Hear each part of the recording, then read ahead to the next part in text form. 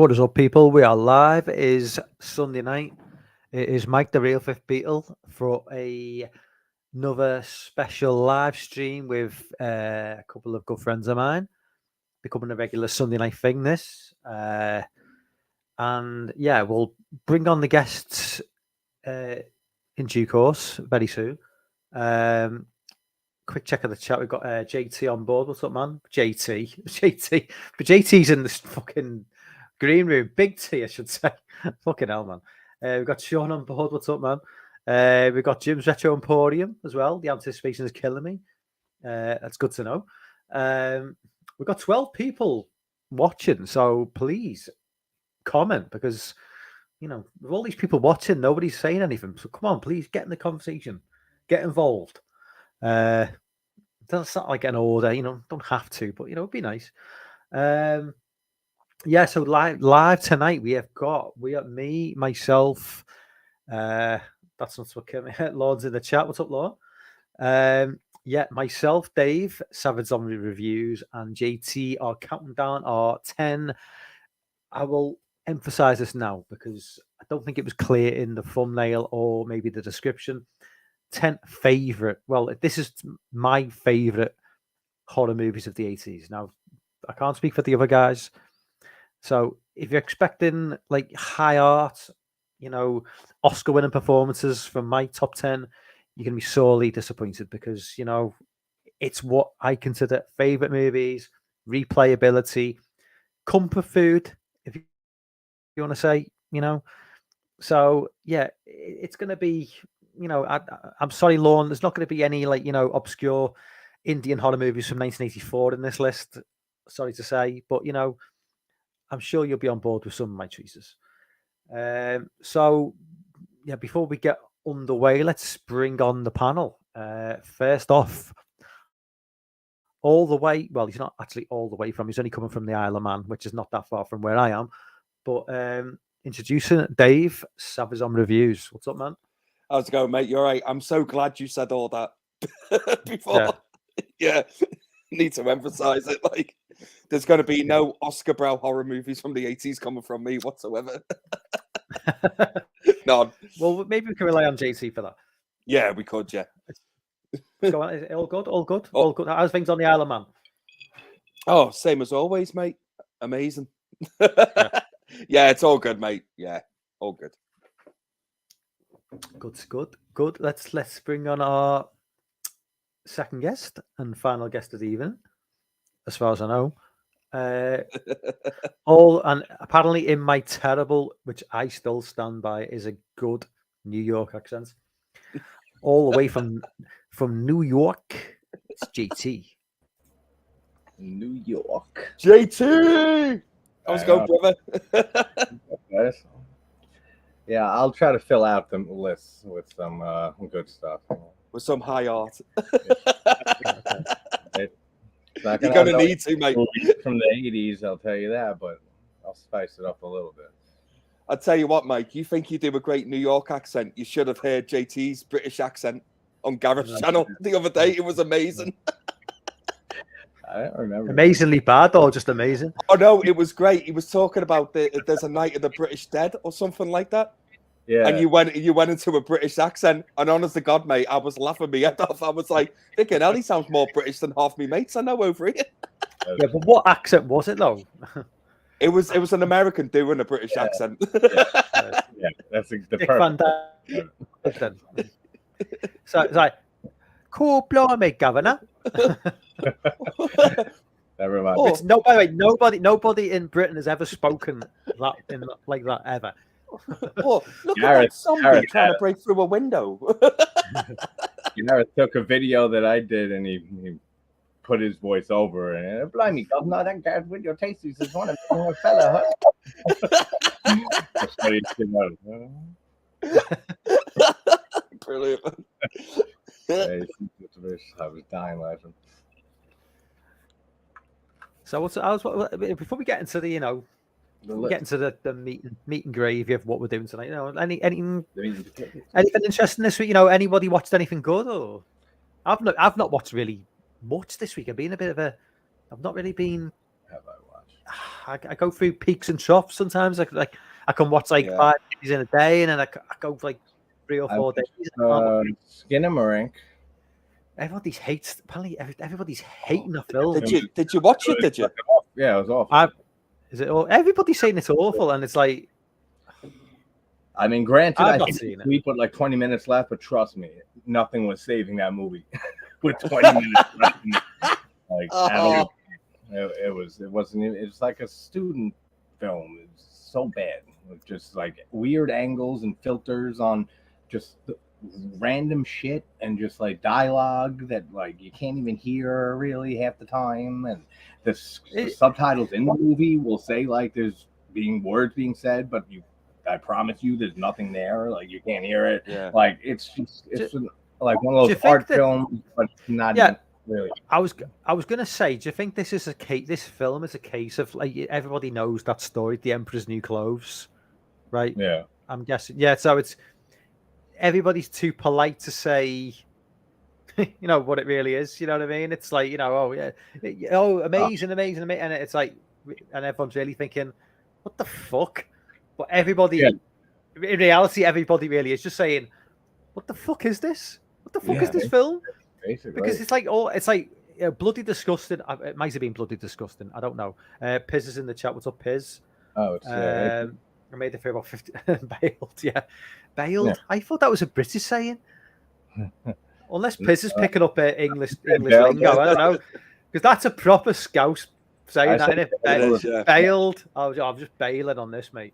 I didn't realize Americans said that. Yeah, that's an American thing too. But I don't know whether where I saw the reviews, like the rave review for this film, where it's like it's the scariest movie ever made, and it could have been bloody disgusting because they did describe Blair Witch from 2016 as the scariest movie of all time, and that film is fucking dog shit.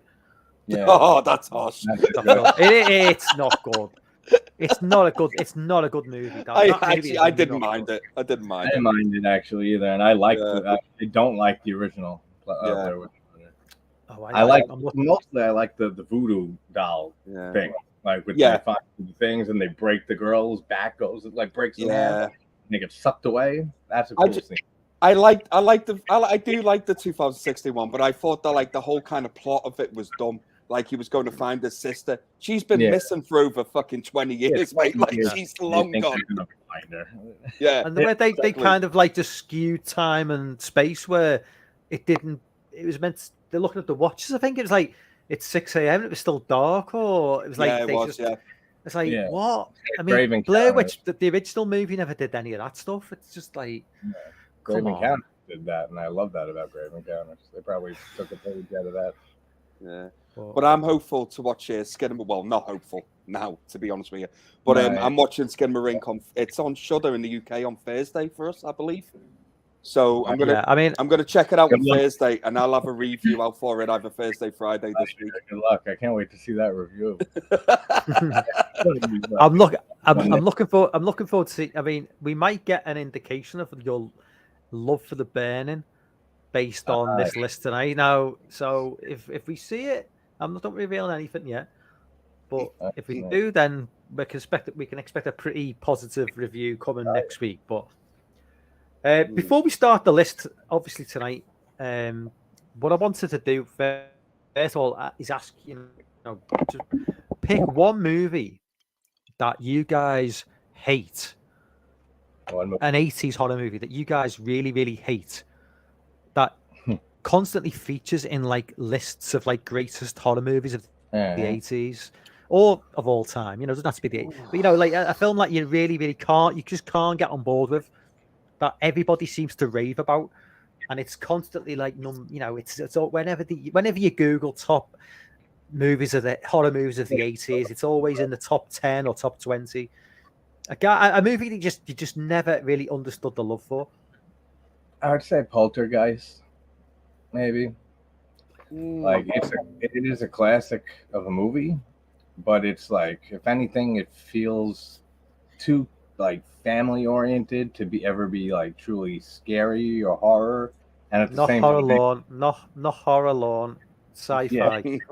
We're not including. Well, I'm not including any aliens in this list. Oh shit! Yeah, actually, I didn't even think of that, man. No, JT, no, don't be influenced. But yeah, that's another one too. So. I actually I DM'd Dave. I DM'd Dave before saying, by the way, just so you know, it's like I'm not including aliens. I don't class it as horror. So if you want to, you can, but I'm not regarding it as a horror movie.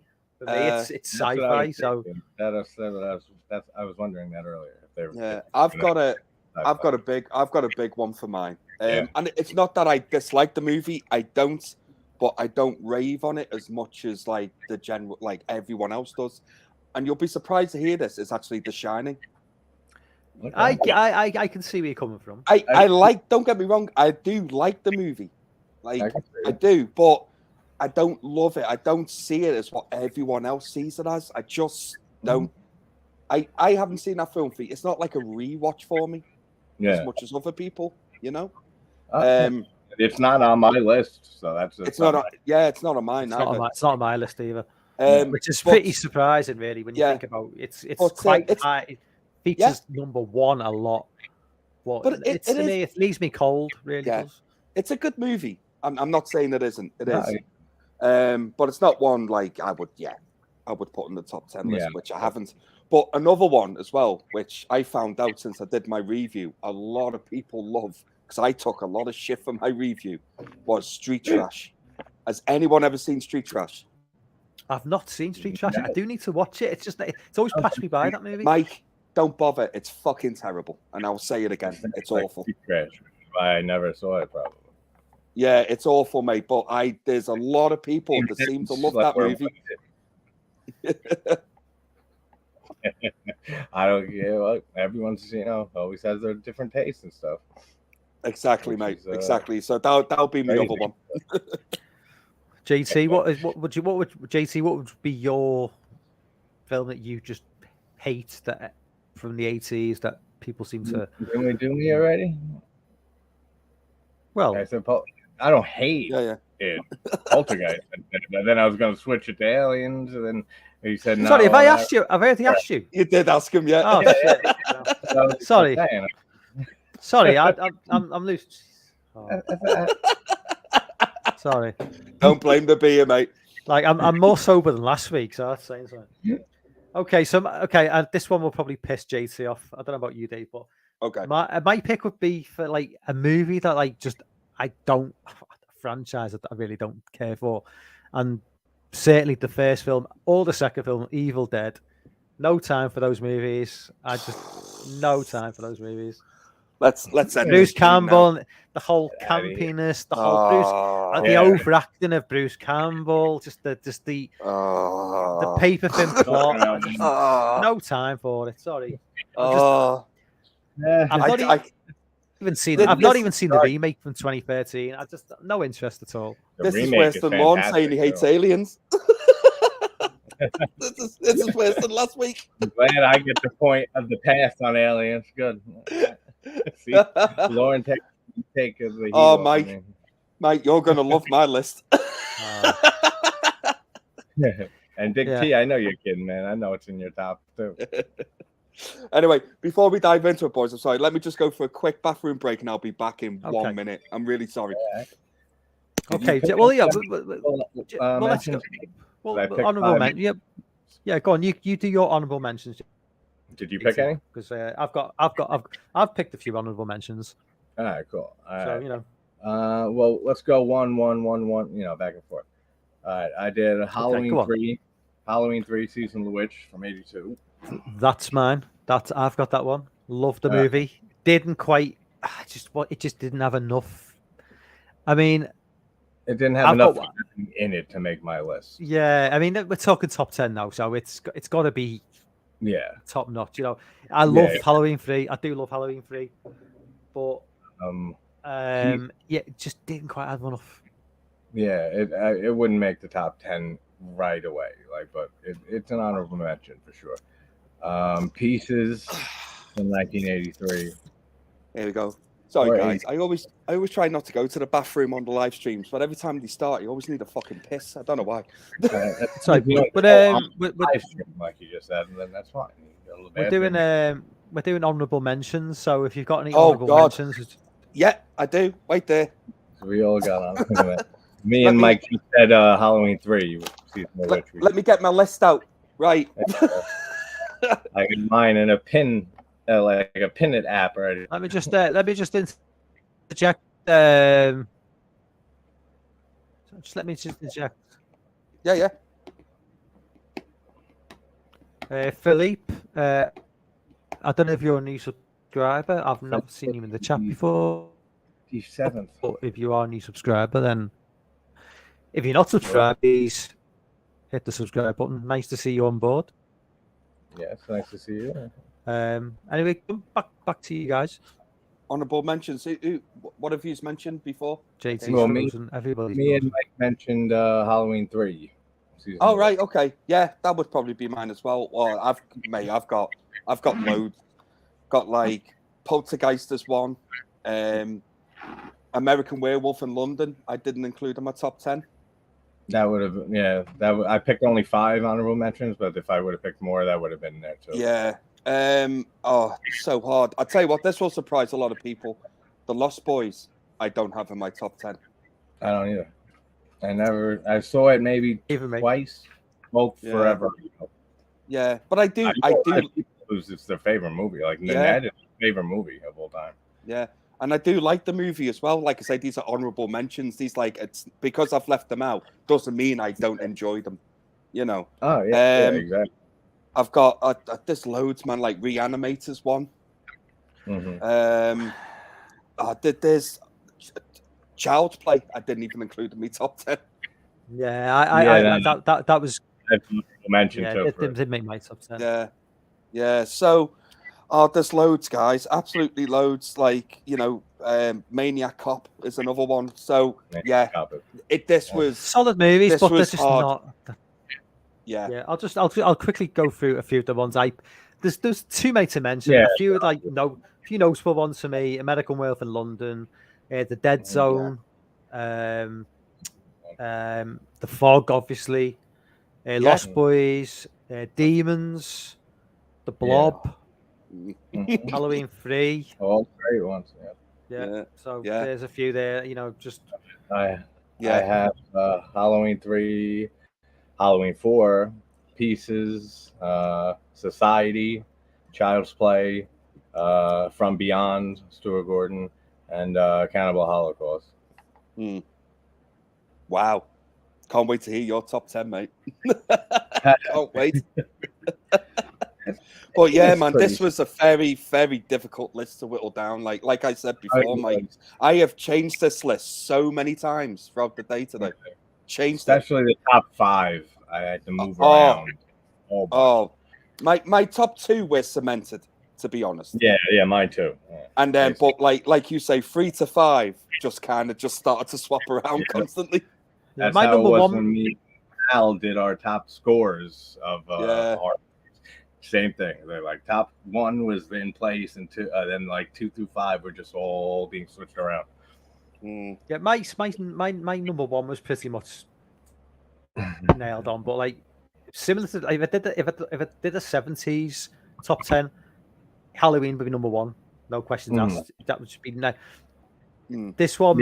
Same thing again. I pretty much got like a nailed on number 1, but anything from 2 to 10 is kind of like can be switched around, like depending on what day of the week it is. Yeah, do you know what I mean? It's very very difficult game. to sort of. Yeah. So we'll crack on then. We'll just go in a clockwise order. So I'll start off and then we'll go to Dave and then back to, and then to you, JT. So for me, number 10, I have got Creepshow. Did debate Creepshow 2, but I think going with the OG, just for the show with Leslie Nielsen, with the burial at sea. I mean, that with the crate as well. It just elevates it. I do love the raft from Creepshow 2, but there's just there's three of the short stories in Creepshow are just stone cold classics, and where I think Creepshow 2 the raft was kind of like just up here, and then everything else is kind of just like a lower tier. Yeah, I just adore Creepshow. I just think it's still for me like the best, anthology kind of like anthology. I'm trying to find the words there. Anthology horror movie out there. Basically, I mean, there's been a lot of pretenders to the throne, but I still think that is like kind of, and I don't think the TV shows come fucking close to that. People raved about that fucking TV show, man. That fucking TV show was fucking dog shit, in my opinion. I'm sorry, but I just thought that was fucking dog shit. That first season was fucking dog shit. And everyone was going, "Oh, it's fucking amazing! It's so fucking good." I was like, "No, it wasn't." Yeah, Head in the house was good. The doll's house thing, and the haunted kids. That was all the fucking was. Everything else was shit. Yeah, everyone's been telling me to watch the Creepshow series on Shudder. Everyone's raved on it. Mike, you are literally the only person who told me it's shit. Like, now I know there's 3 seasons of it. There's 3 seasons of it, so I can't speak for the 2 and 3. But it's like I can't see it getting like better. I can only see it getting worse. I don't know. It's just me. I'm being fussy, maybe. Yeah. But was the first Creepshow? Was that the one with Stephen King in as well? Yeah. The movie. Yeah, it was the stories by Stephen King and directed by George Romero. Yeah, that's right. It's been a long time since I've seen Creepshow. Tom Savini does the effects. Yeah, I think I watched the first one when I was a kid, so I don't really have a good memory of it. But yeah, I mean, I'm not surprised, man, that it's in a pit. Oh, look at that. There we go. Perfect. You got the actual comic book. Yeah. That's awesome, man. Love that shit. Yeah. Stephen King on the back. Yeah. George. Perfect, man. But yeah, I the one that does stand out to me, and it's been a long time since I have seen that movie, is the Leslie Nielsen, and is it Ted Danson? Is it Ted Danson, yeah. Yeah. So yeah, that's a great play. That and The Crate, I love. The one with Fluffy, the like abominable snowman in it. Yeah, that's a great segment from it too. Dave, on to your number 10 then, man. Oh, okay, mate. So I finally settled on this, but this did get swapped around a lot. And originally, I did have it a little bit further up my list, but ultimately, I had to drop it down. And my number 10 pick is Halloween 4. The Return of Michael Myers. Solid choice. And the reason why I picked this one was because I'm not a huge fan of Halloween 2. I know there is a lot of them. I'm probably in the minority on that one. I'm not a huge fan. Right, here's what I'll interject. Like, I wouldn't say you're in the I'd say you're not in the minority of people. You would maybe be in the minority of people who don't like it. Yeah. But you're not in the minority of people who prefer 4 over 2. Yeah. Because a lot of people prefer 4 over 2. Yeah. So saying you don't like it, a lot of people do love it. Yeah. Or like 3. But a lot of people prefer 4 over 2. A lot of people. All right, fair enough. I've had the opposite. Yeah. I've had the opposite experience. Yeah. Like JT says, a lot of people like 3 over 2 as well. Yeah. Fair enough. I like 3. I prefer 3 over 2. To be fair. Yeah, I really do like Halloween 3. I mean, that nearly made my top. Just spoiler alert, it's not in my top 10%, but it nearly did make it. I've got to be honest with you. But the reason why I like Halloween 4 is, out of all the sequels that we've had from the original Halloween, and I'm a big fan of the 2018 Halloween movie, I did really like that. Even with the flaws it had, I still thought it was a solid Halloween movie. It was. After the clusterfuck where it went to. Yeah, of course. Yeah, when you look at it now, it's like the Godfather of that trilogy, isn't it? But, you know, I think Halloween 4... I love Rob Zombie's age, too. I love that. I hate it. We'd have a great discussion about that. But we exist. Yeah, but I think there are others. But I just think Halloween 4 after the original, for me, still is the best sequel. Still. Yep, I agree would with that. Be struggling to disagree with that. Myers will, yeah. I mean, it does have its faults, obviously, but I just, it makes no sense that Michael Myers can still see, considering he had his eyes shot out at the end of the second one. Yeah. But we'll bypass that. Yeah. You know, the mask is awful. Well. Oh, yeah, the mask is terrible. And honest to God, I think if they actually had a better mask in Halloween 4, it would probably be it'd be highly more rated, I reckon. Oh yeah, and then they have that quick stunt mask that they have in the school. It was pink.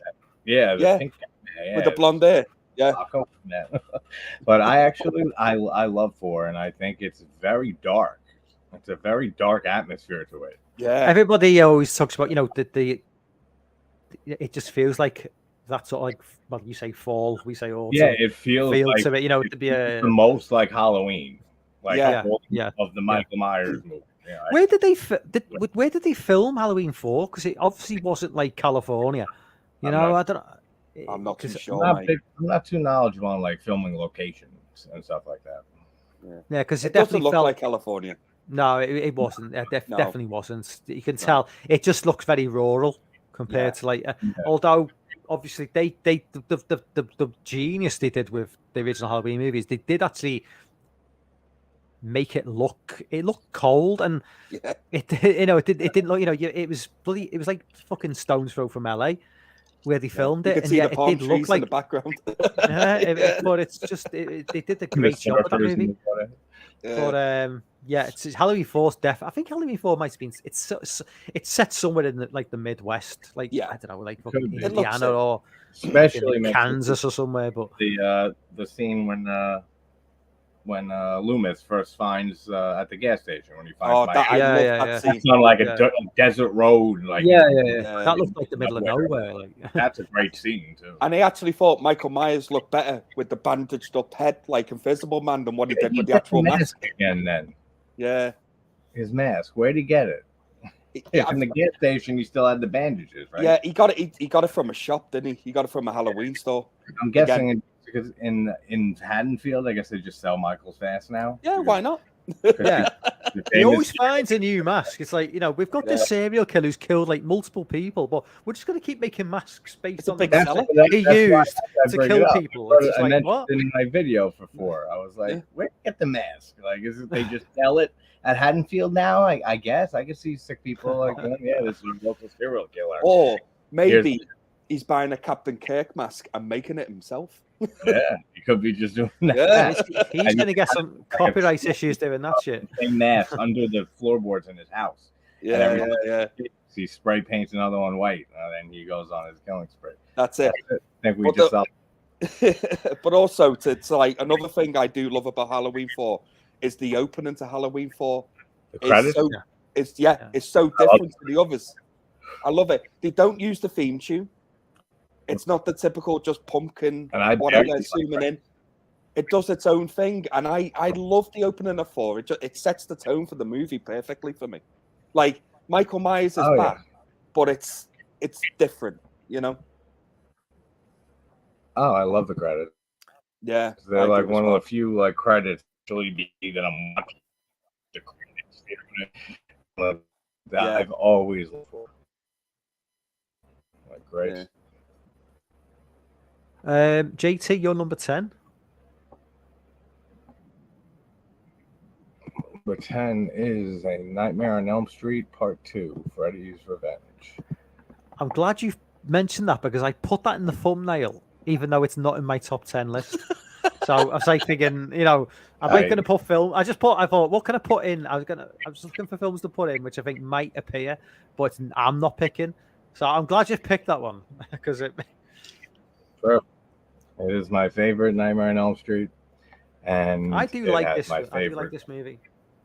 Everything in this of the franchise. I mean, that's my favorite Freddy. I think he's the most evil, dark-looking Freddy in the whole franchise. His makeup, everything about him. He has the best line and shot in this movie with "You're all my children now," with the fire behind him.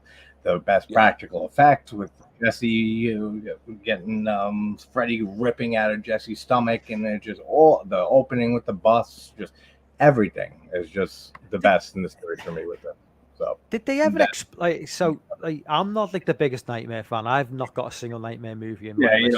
After like the third one. But did they ever explain why in 2 he basically comes into the real world? So he kills he comes into the real world, and people die who aren't asleep. Now, when with 3, they go back to the old.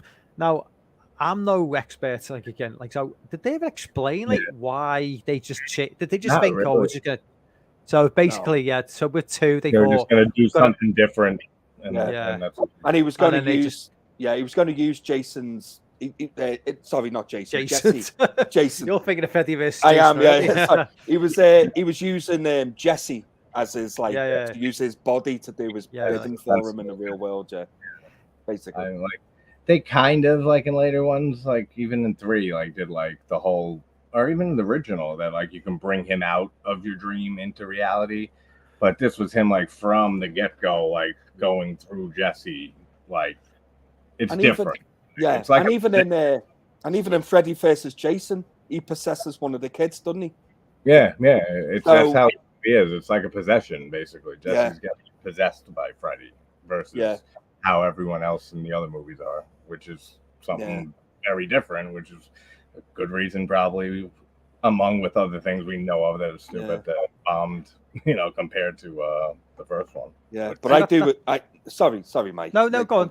Go on, Dave. Sorry, go on. Yeah, sorry, man. I was just going to say I absolutely massively agree with JT on Nightmare on Elm Street 2 because, I don't think, for me personally, I don't think it's the best Elm Street movie in the series. It's up there, definitely. There's worse, miles worse. But it's most definitely. Most definitely. I think the scariest and best Freddy Krueger in the series is in Elm Street 2, in my opinion. Yeah, he looks, and it's the best he looks as well. I mean, he looks terrifying in the second one. Either that or one and 2. Yeah. And the second one, man, he scared the piss out of me when I was. I think that my issue with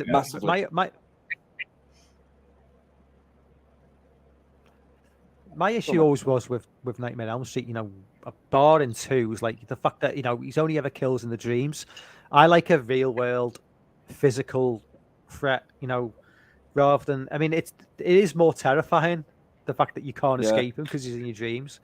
But I just prefer that real world Michael Myers or Jason Voorhees character who is there in the flesh.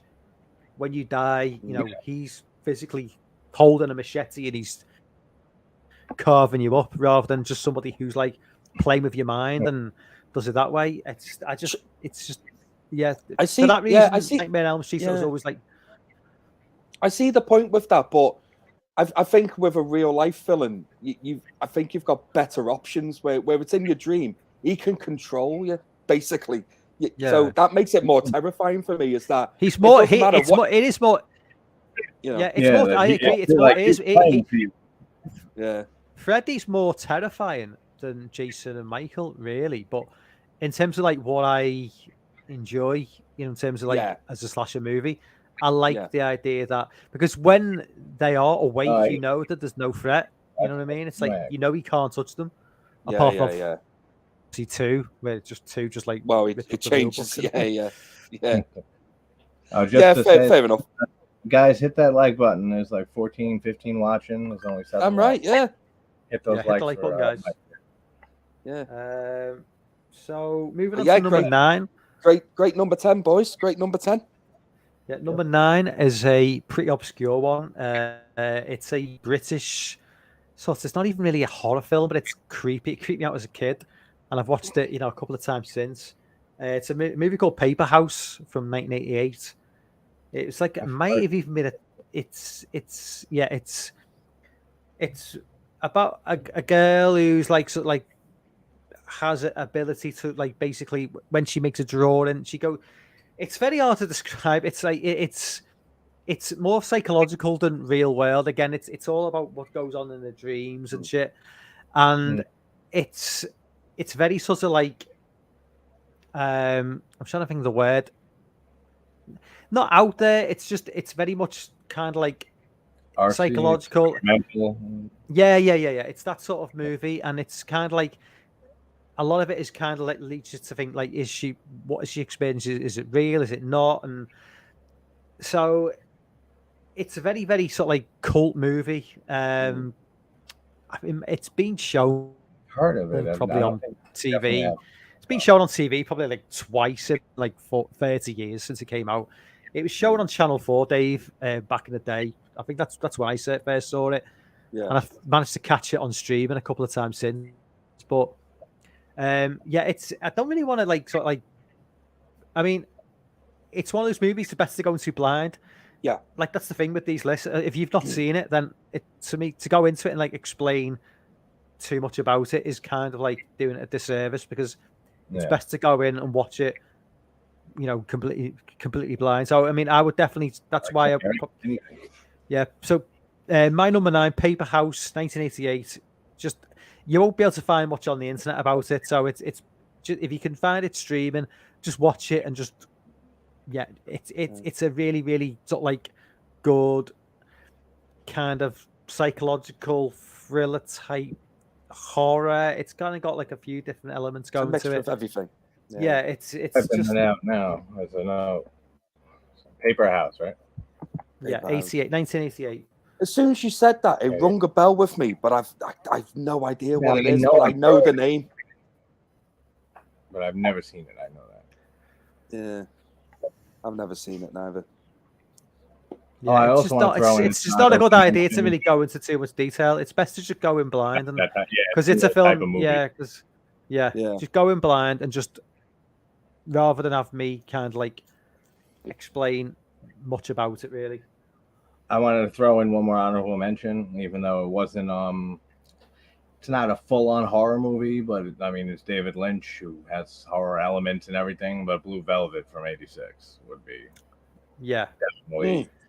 It would be in my top 10, like if it was a full-on horror movie. It's one of those. That's a movie though. I don't know what because like when I was going through like, you know, trying to just reacquaint with a lot of these 80s movies, that I was trying to remember like what was classed as horror, because that never appeared in any list. So I'm guessing like most like websites don't really regard that as a horror movie, more as a thriller maybe. That's why I mentioned it as honorable mention. Yeah. Yeah, Paper House, Lauren likes. Oh, there you go, mate. You got someone who agrees with you. I knew Lord had seen it. That's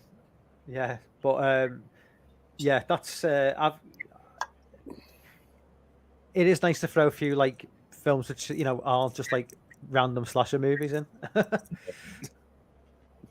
right, Dave, your number 9. Yeah. Okay, this is another one that originally was further up my list, but it dropped down a little bit. But I absolutely adore this movie, man. I've loved it ever since I first watched it as a kid. I wore the VHS out as a kid. I rented it so many times because in the 80s, video stores didn't care whether you were 6 years old and you rented an 18 horror movie. They didn't care. They just rented the year anyway. Or I think it was 18. It could have been a 15. But my 9th is House from 1986. Great movie. I adore this movie, mate. I will never hear anyone say a bad word about it, because to me, I know it's not perfect, right? But it's such a great time. It's such an awesome film, man. And like I can put that on anytime and still enjoy it just as much as what I did when I was a kid. And that's a film you never hear enough about, and especially when talking about like Sean S. Cunningham doing Friday the 13th and stuff. Like, it's funny. It is funny the way that film just barely resonates with anybody. It's like you always hear about Reanimator and similar cult movies from the mid 80s. The House. Nobody ever talks about House, really. I blame outside the of like. For that. I blame the sequels for it, because the legacy, like the sequels, where even though as much as I do love House 2, it's not. I've not seen House 3. I've not seen House 3. House 3 shite. Forget it. I think House 3 and 4. I don't think I ever saw, but I'm pretty sure. So. There's House 4. House, it's awful, mate. Fucking hell. It's terrible. But more Italian sequels that aren't even connected at all and shit. Yeah, I think House 3 was only called House 3 in Europe. Because in America, it was called The Horror Show. And then we just had it attached to the House series for us. Yeah, something like that. Yeah. But House, the first House, mate, I just everything about it, like even the subtle comedy in it is funny. Oh yeah, you know, and Harry Manfredini, who does the score for the Friday series, score and the great. The score is brilliant. Yeah, in House. Everything about the movie is great. That creepy music, the creature effects in it, I adore the film, man, and it doesn't get praised enough for me nowadays. Yeah, no, it doesn't. Which is Lorne, no, I will argue that to the death. House 3 is awful. I'm not having it. You know what'll happen? He'll demand to come on and he'll argue, and you'll end up going, "Oh, it's an amazing film." That's why. Don't bring him on. Keep him away. What's up, Anthony? Love House 3. No, mate. There's a bit of rebellion against your opinions here, Dave. Oh, they will. Oh, you should see the comments under my House 3 review. No, it's awful, mate. No, I won't have it. JT, do you want to give us your number 9, mate? Yes, my number 9 is Creepshow. All right. Okay. Nice. With you. We have another number 10. So I almost put it number 10. Also, it was interchangeable with Nightmare 2, basically. But yeah, my favorite. Still my favorite. Got a bit of correlation going on there. Yeah, my favorite. Well, we'll move on. We'll we'll move. But, because no point like talking about it twice. But my number 8 is Poltergeist, and obviously it was a few honorable mentions. I mean, directed by Steven Spielberg. Sorry, George Romero. But in my opinion, it's directed by Steven Spielberg. It's got Spielberg written all over it. Hooper. I mean, George Romero had Toby Hooper. Sorry, Toby Hooper. My bad. I'm thinking about Dawn of the Dead and Day of the Dead. Toby Hooper. Yeah, no offense to Toby Hooper, but this is Spielberg all over it, in my opinion. Do you think so? Do you think that actually happened? I think it's just got his stardust all over it. Early 80s. It feels like a darker E.T. The whole family dynamic and shit going on, and I'm not saying Toby Hooper didn't have anything to do. I mean, sure he did. I'm sure Toby Hooper played a big role. But I think, look at the scene in the guy's face melting. You know that shit was directed by Hooper. I'm sure it was, but I'm talking about the more human elements, the family elements, the family dynamic. That was definitely Spielberg for me. That was pure Spielberg. So do you think Spielberg directed 80% of this movie, basically? I think he directed more than 50. Right. Okay. I'm not quite sure the ins and outs of what went down at the time, but I know he had a big role in it. Yeah. He wasn't as involved, Spielberg. It would have been a much darker movie. Same with Gremlins. Can you imagine, back? You're thinking about the politics of the movies back in the early 80s, and you've got Spielberg, who's this is the same year as E.T., and he's already one of the biggest directors in the world, and they've got Toby Hooper on board. And now, if this is a film company with money to spend, money to make, who are they going to really sort of trust their backing with? If you've got two guys there who are both vying for, I mean, I don't quite know how it all came to be. Really, was Spielberg meant to be an executive producer who then just became more hands-on? I'm guessing it's like he was. Well, I never realised that I didn't know anything about that till you brought it up tonight. So I've learned something here with Poltergeist, because I thought he was just a producer on the movie, and Toby Hooper directed it. I thought there was always a big dispute on how who really directed it, or who directed which parts, and who was more responsible for it than the other and stuff. There's been a little dispute on who was really the powerhouse behind that movie. Right. Okay. Lorne says no. Well, it works. Produced the film and supervised the edit. Hooper directed it. That Plenty of producers have heavy hands. Spielberg's definitely one of them. That makes sense. I've got Sean Blue Digital on the chat. What's up, Sean? Hey, what's up, Sean? And again, congrats on 1K subs, man. Watch your live stream earlier on, man. I watched it back. I didn't watch it live, but congratulations on 1K subs. Yeah, brilliant, man. Well done. Well done. Proud of you, Sean, mate. Yeah, we've got got oh god, oh Fingos. You having a brain Have fart there, cheatable Mike? view. Have cheatable view is only about 50 subs off from 1,000 as well. No, he's had 1,000. Pat hit Is he at 1,000. 1,000? Pat's Yeah, at Pat hit 1,000. 1,000. Yep, he hit 1,000 too. Well done. That's the 1,000 clap. Congrats. I'm too far behind the what's going on with And, the. you prefer Poltergeist 2? I prefer Poltergeist 3 out of the series. I like 3 the most. Wow, really? Okay, that's interesting. That's it. That is interesting. Piz says Super directed it. It's got his style over it, but Spear definitely had the final cut. Yeah, that's probably right. Maybe. I don't know. Watch Yeah, Hoopers Invaders from Mars. It's the same. Yeah, good. I prefer the original Invaders from Mars to Hoopers, actually. I do like Hooper's one though. From it came out in what, like 80, 85, 86? Yeah, 86. I like that. I like that one as a kid. I thought it was a good movie. I haven't seen it for years. I like the one from the 50s. I like the one better. Yeah. Where are we up to now? Are we up to? Is it me? No, hang on. Who? Are we up? No, it's you, isn't it, Dave? You're number 8. Yeah, it does. My number 8. Yeah.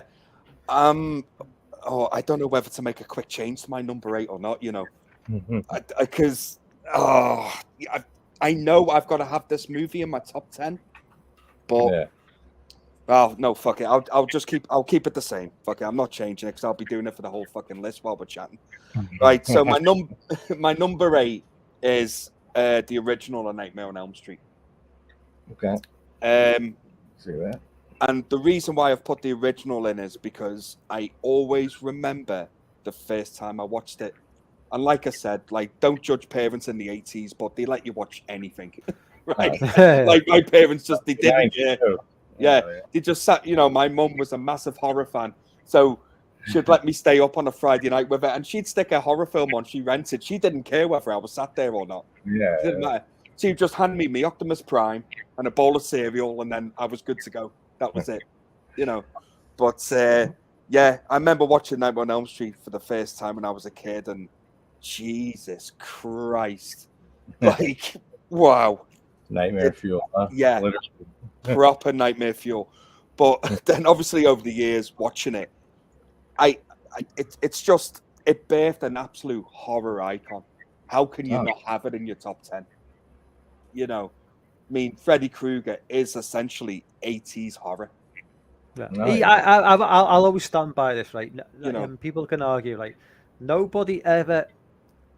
Freddy Krueger in the late 80s was basically the biggest horror icon there's ever been.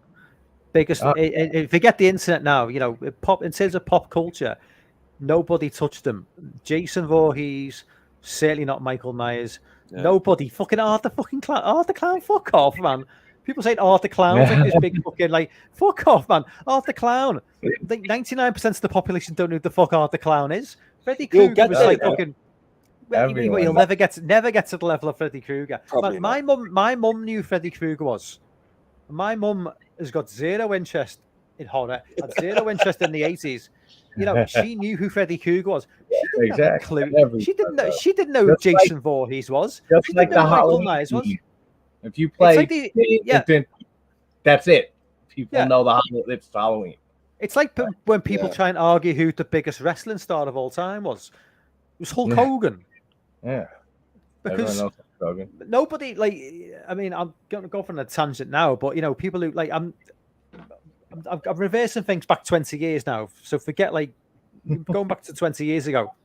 And when people were trying to claim that, like, you know, oh, Steve Austin or The Rock was as famous as Hulk Hogan, I was like, this is before The Rock was a movie star. I'm talking about in terms of wrestling only. I mean, nobody was as famous as Hulk Hogan because Hulk Hogan was known by people who didn't know the damn thing about wrestling, had never seen a wrestling show in their lives. They seen Hulk Hogan and he knew who Hulk Hogan was. Even if they didn't know what his name was, they knew that face. Freddy Krueger is back in the late 80s. Like he eclipsed horror movies. He came into the mainstream MTV played a big role in that as well. And I Yeah. know Jason Voorhees was on the Arsenio Hall show or some shit, but Like that it was doesn't even come close to what does it. It doesn't come close to what Freddy was. Freddy was the mainstream for a brief period of time. Freddy Because, yeah, Krueger was You'll in never Freddy get Krueger. that. Freddy, Jason can't talk, so that already puts Yeah. out of you just Yeah. like And then Freddy Freddy Come on. Krueger was in a rap song, wasn't he? yeah. And He was in a rap video. How bad was that? Part 5, I think, right? Part 4 or 5. Yeah, there was. I think so. Yeah. There was like a thrash metal band. There was like when I was back at like late 80s. I was like when I was in school, like we were all into like we're all like getting into all this like thrash metal shit. And there was like this like sort of there's a band called Stormtroopers of Death, and I think they were a spin-off from like Slayer or something. They were never meant to be. They were like a joke band in a way. I don't think they were meant to be taken seriously. But they had an album, and they had a song called Freddy Krueger. And it was just like, it was just like Freddy Krueger was just fucking everywhere in the late 80s. He was in music, he was in TV, he was on the movie screen. He's just kids. Yeah, kids could buy toys. Freddy Krueger toys. You could buy Nightmare on Elm Street toys for kids. Yeah, it's crazy. And that's how big it got. And the guy's a fucking child serial killer. Yeah, you can buy toys for kids. Serial child diddler. Yeah, it was nuts, man. But yeah, the impact that the first Elm Street movie had, you can't. It's that's one of the reasons why it's in my top 10. Is because just the impact in horror in the 80s that I had. For sure, it would be in most. And it is, and as well, and I agree with you, JT. Part 2 is the scariest Freddy in the series, and I agree with you on that one. Yeah. Second to that, mate. I put the original. In the original. I put him right up to right underneath Part 2. Yeah. Like both terrifying. The first two. And it's a brilliant, it's a well directed movie. Some of the special effects in that movie, especially when the young girl is going up onto the ceiling in a dream when she's being killed by Freddy, is still to this day. You watch that is seriously impressive how they did that. This whole geyser of blood kill out the bed. Yeah. They used a whole rotating room and stuff like that. That was the Johnny Depp kill, wasn't it? Was that the Johnny Depp kill? No, that was the Johnny Depp. The Johnny Depp one with the blood coming out the bed. Yeah. They used a rotating room for both those kills. Yeah, but it's the effects still in the original Elm Street still hold up to this day, still. And then when the remake tried to do them the same, they look so fucking bad. Like they look so much better back in 1984 in the original. Yep. When they did it, So Elm Street. 30 years later, they can't do it. Yeah.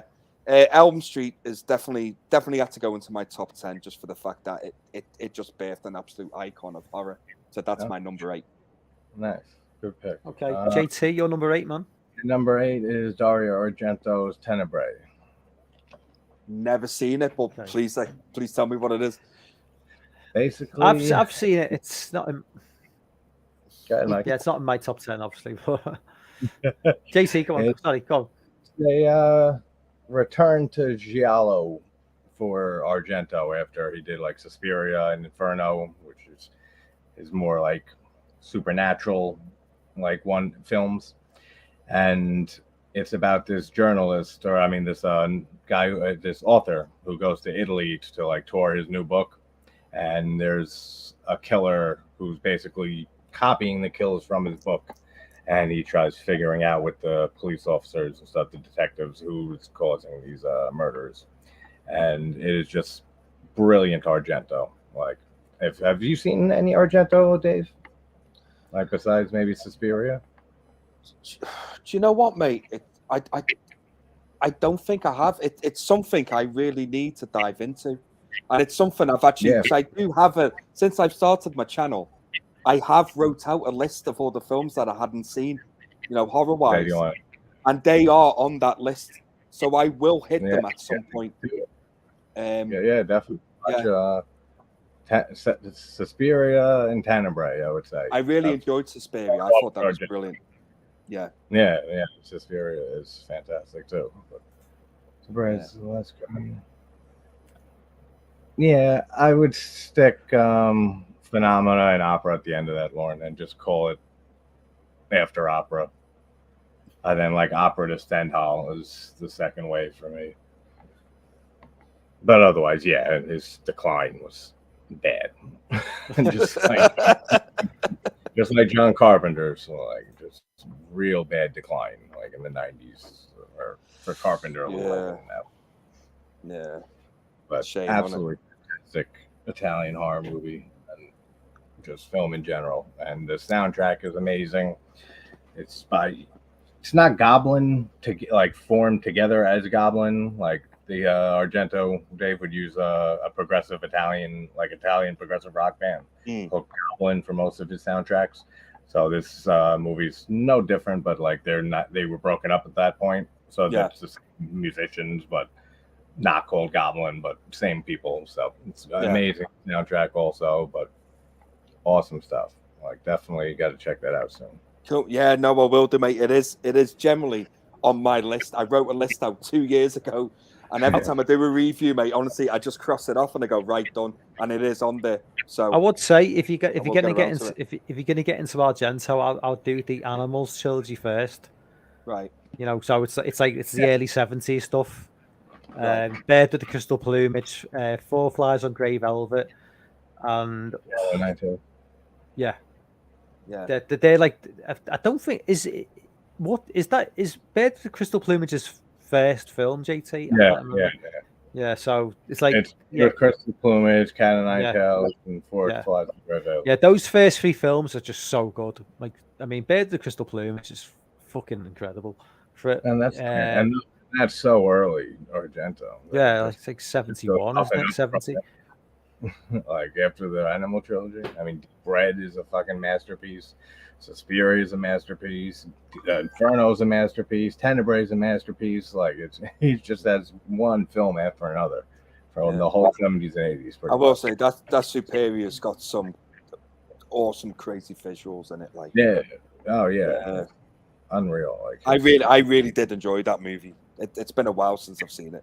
Yeah, even before like Suspiria, the colors in that film are just fucking most like visual films, like with the lighting and coloring and stuff. Yeah. Like, even before that, like all the way back to his first film with Crystal Plumage, he has such an eye for like locations and sets and just like patterns. You see a lot of patterns like on wallpaper and the flooring and stuff like that in his films that. They're just so good to look at. Like they're so satisfying to look at his films and stuff. Like beautiful to look at. Such little like attention to detail with all of that, like the lighting and everything. Yeah. But number 8, 82. Yeah, great choice, mate. Which 82? What a hell of a year for horror, man. Yeah. Okay, my number 7 is a movie that not JT, Dave, you saw in the last week. It's The Burning. It's probably like my third favorite Friday the 13th movie that's not a Friday the 13th movie. You know, it's got all the elements of a Friday the 13th film without Jason, with a different killer. It's an East Coast. I mean, Lorna confirm this, but it's got that East Coast vibe as well because it's based on Cropsey, which is it's based on Cropsey, which is the same. Madman from 81 or 82 is the same, meant to be based on Cropsey as well. Yeah, it is. They actually call him Cropsey in The Burning, but it's based on like a New York legend. So I'm assuming Burning has got that East Coast vibe to it. I seem to remember it being an East Coast movie. Okay. But yeah, it's just like everything you want from like a camp slasher. You know, it's got Tom Savini, obviously. I think Tom Savini, did he turn down Friday 2 for this film? Yes, I'm sure he did because it came out the same year. Mm-hmm. Yeah. He's on duty. The raft scene is just fucking incredible. You know, it's just the suspense, the tension they build up. Yeah, New York. Lauren says New York. And we know you saw it. So. The tension from the raft scene alone is just it just builds and builds and builds. You know something's going to happen, but you're not. Up until this point, we've not really seen anything of him. We've just seen kills, it's just like something in the distance. This is really the first scene where he just goes.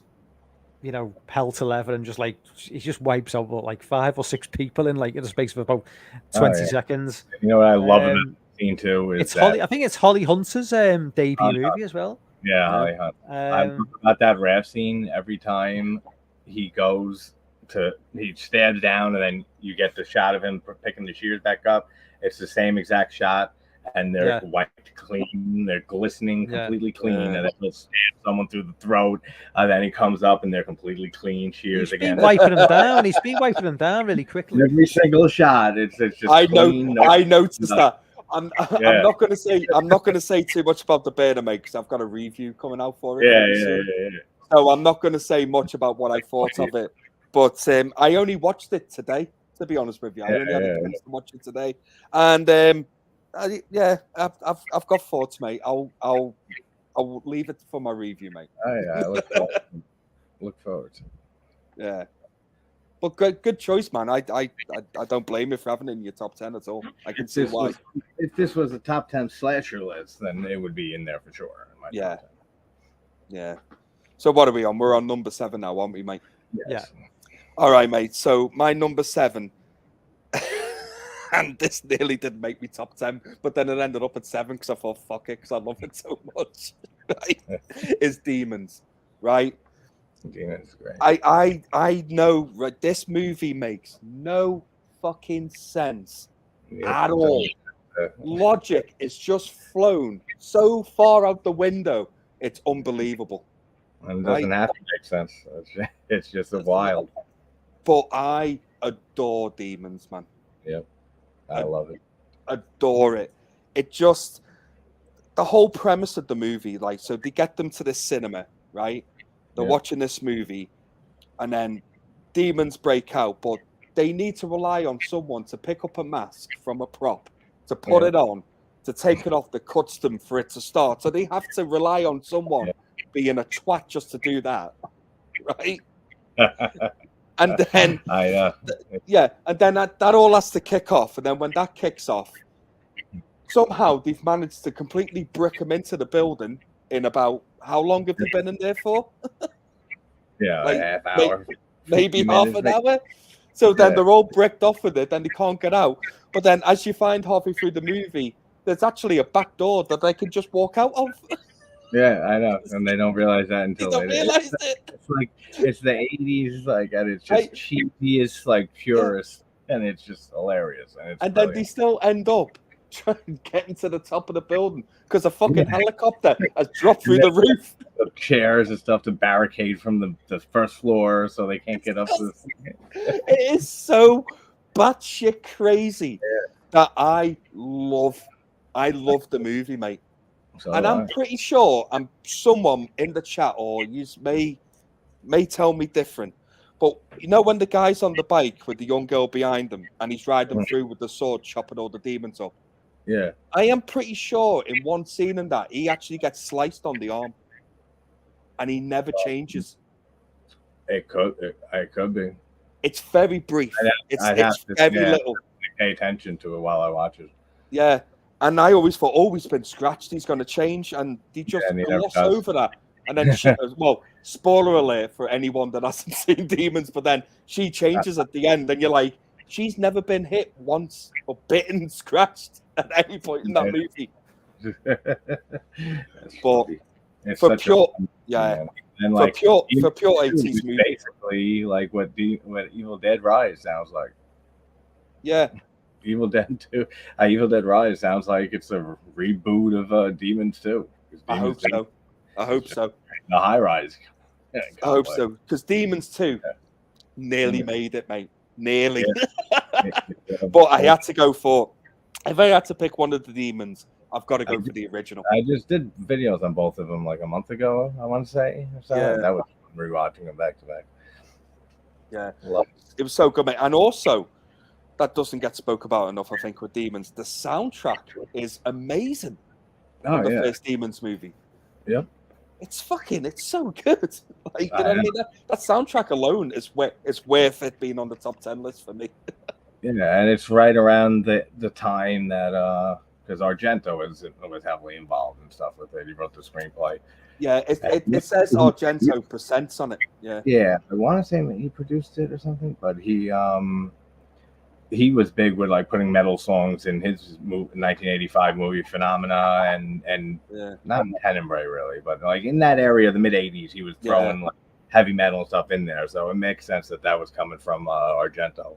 But the soundtrack's amazing too. And also, another thing with Demons as well, which really stands out for me, it's like the cover, what they use for the cover of the movie, where the demons are slowly, where they're going up the stairs with the yellow eyes, and it has like the blue light background. Yeah. You watch that bit in the movie, it's just, it's such an iconic like shot. Oh yeah. You know, great. And Well, the still shot to this, in general, that movie poster as well is it's just incredible. it's amazing. You know. And just that shot in the movie where you see them coming up the stairs, it's such. I remember when I watched it for my channel, I hadn't seen it for years, and I rewatched it. And when it came to that moment in the movie, I just sat there and went, "What an iconic moment in horror movie that is." Yeah. There's not many of them that has one moment in the movie, one shot where you go, "Fuck me, that is absolute perfection." Yeah. And that's it for me. I feel like Demons doesn't even get talked about a lot. Like I feel like it's underrated when it comes to horror movies. Yeah. You know, like you don't hear Lamberto Bava's Demons and Demons 2 brought up on many top like 25 lists and stuff like that. It's even they're underrated and they shouldn't be because I like I say, I agree that the film makes plot wise, logically makes zero sense. Oh yeah. It just doesn't happen. It's just so much fun. That's it, and that's it for me. So that's why Demons hit. Yeah, that's why Demons hit number 7 for me. Nice, great pick. So number 7 for you, JT. Stuart Gordon's Reanimator from '85. Oh, good choice. I think that just missed out for me. Yeah, me too, man. I'm so gutted I didn't put it in my top 10. Yeah, I know. I heard you put it in honorable mention. I think it's my favorite by far. Like evil scientist like movie. It's just everything. Jeffrey Combs is brilliant in it. Jeffrey Combs is just a legend. I put From Beyond in my honorable mentions, which is another Stuart Gordon movie with Jeffrey Combs and Barbara Cranston, Ken Foree. That is almost made the list also. Like. Yeah, I absolutely adore Jeffrey Combs and everything he's in. And mate. To this day, couldn't agree just more. One of our actors, and the effects in the movie are fantastic. Like the whole character of West is just perfect, and just the Barbara Cranston is like the most perfect hits ever in that scene before she gets the head put between her legs and stuff. Yeah. But like, oh, good, she's a goddess back in those movies, man. Like the most perfect rack ever that she had right there, and just such a fun movie. One thing I'll always laugh at, and I or in that movie is when he has the cat, and he writes the note after the cat's dead, but he like what the fuck's his name? The main dude. I don't know. Oh, the main guy who's going to school. Yeah. But he goes in and can't find his cat, and then he sees the note that says "cat dead." Like talk later, and then he goes downstairs and the cat's dead, and he's like, "Oh no, you brought it. It was a trick. He was frozen and stuff." And he picks him up, West, and he's like. And he just picks him up and he plops him down on the table. He's like, "Do you believe that he's dead now?" Plop. He's like, "Do you believe the cat's dead now?" He's like, "Yeah." He's like, "All right." And then he shoots him up again and comes back to life. The cat makes when he's like, just this. It sounds so creepy, man. Like everything about that movie is fantastic. Oh, mate. Do you know, originally, 3:00 this afternoon, Reanimator was actually in my top 10. Originally. Yeah. Oh, yeah. It was there. It just eventually I just had to settle on it. Oh, it was so. Do you know what, mate? I think that was the one that really broke my heart the most doing this list. Yeah, was leaving it out, mate. It really was. It is. That film is fucking awesome. And if anyone's watching this live stream and hasn't checked out Reanimator, and wants to check out older 80s horror movies, Oh yeah. it's an absolute must-watch. Oh, it is. It's on Tubi right now. So if you're in the States or places that have Tubi, definitely. Tubi. I think we don't get Tubi. No, we don't. Yeah. I think it's on Shudder for us in the UK. So definitely check it out. I think it's on Shudder. So good. It was like my number 12. It was like number 11 or 12. It was just missed out. Oh, it's so good, man. Do you know what? I'm actually... No, I'm not changing it. It's too late now, man. It's too late. It's too late. But sometimes the domino effect. Yeah, I'm with you, JT, mate. The film is fucking amazing, man. It is. Yeah, I love it. Yeah. Sorry, guys. Before we jump on number 6, I'm really sorry. I just need another quick bathroom break. I am old. I need to pee every 10 minutes, if that's all right. I'll be back in 2 seconds, guys. Sorry. No, I'll just jump in the chat a minute. Me also. Everybody's leaving me. Everyone's going for a piss. Dr. Impossible says The Howling 5, the rebirth was something different. The Howling sequels were bad, but 5 did something very different from the norm. The story went Agatha Christie. I've not seen anything after 1. The Howling movies. I never really cared. I liked The Howling to a point, but the most beautiful thing in the world is smoking pot. Fucking is that a Pieces? Is that a line from Pieces? Cliff, that sounds familiar. That sounds like something from Pieces. Sure it is. Let me know if I'm right. I'm sure it is. That is not in my top 10, by the way, Pieces. Although, you know. Yes. Howling 5 is basically a remake of The Beast Must Die, but without all the fun. JT's gone for a piss as well, man. Yeah. Sorry, guys. I'm back. No, so JT's gone as well. That's right. Oh, we can get a proper look at his background. Look. Oh, yeah. That looks comfy, man. Yeah, I've never even noticed that before. Yeah. I've always wondered where he films because it's always so pitch black in the background and all you see is JT's face hovering around. But yeah, man. Oh, honestly, man. Every time I try and do a live stream, it's like, right, don't go to the bathroom, and then every time I'm like, fuck, I've got to go. Have you not given any more thought to doing your own live streams? To be fair, mate, yes, I have. I will do one, I promise. But when I do one, mate, I want you on with me. I want you to jump on with me. But I will do one. I will. That's right. At some stage. Yeah. Yeah. I just don't want to do one on my own. Is it just are you just like not confident, or are you just like? Is it more of a? Yeah, believe it or not, yeah, I'm not. Because you're really good at like doing. See, I can't do what you do. I can't like stand in front of the camera and like talk in a cohesive manner about a movie. I don't pre-recorded because I always like stumble and stutter and then like stop it. I do. So I just find it easy just to do like.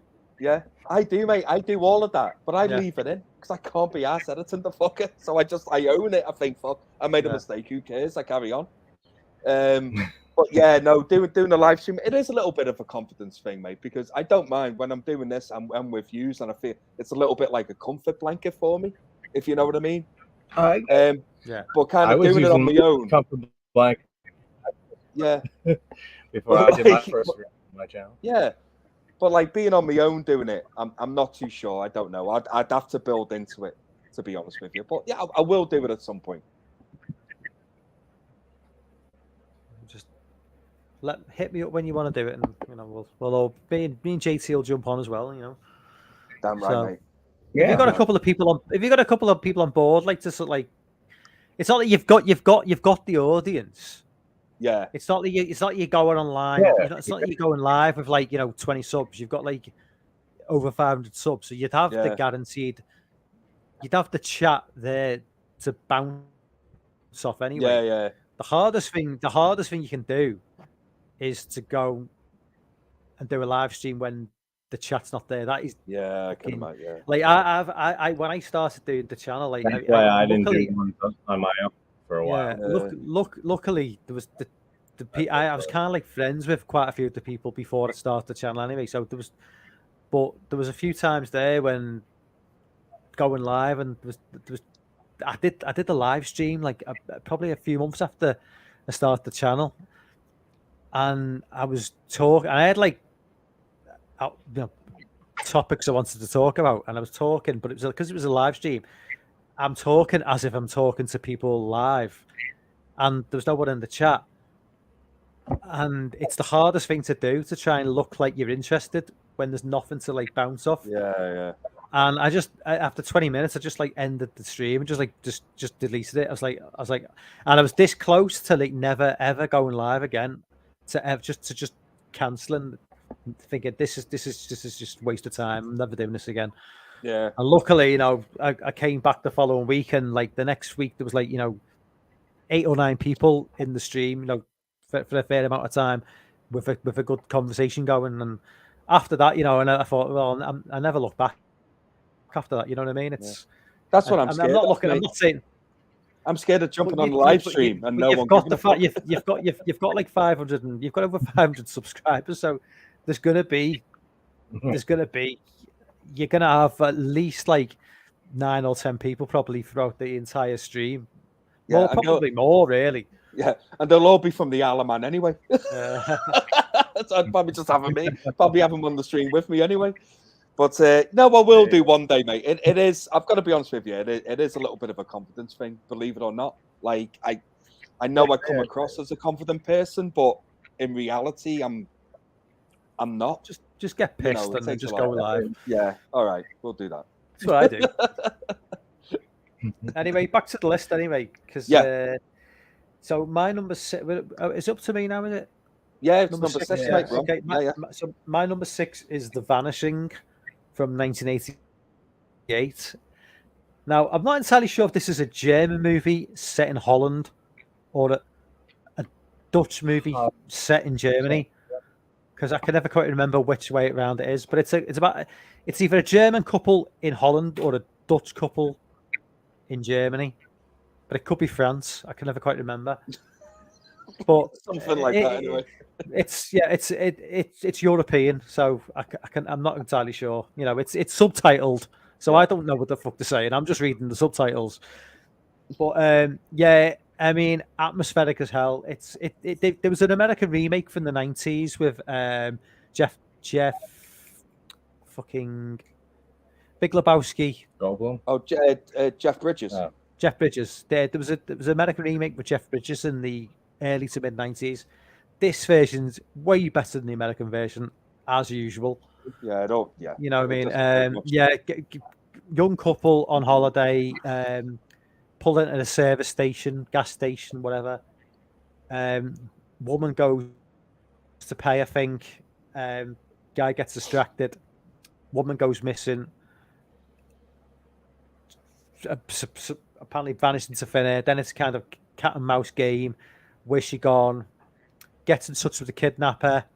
Kidnapper basically tells him what's going on, what's happened.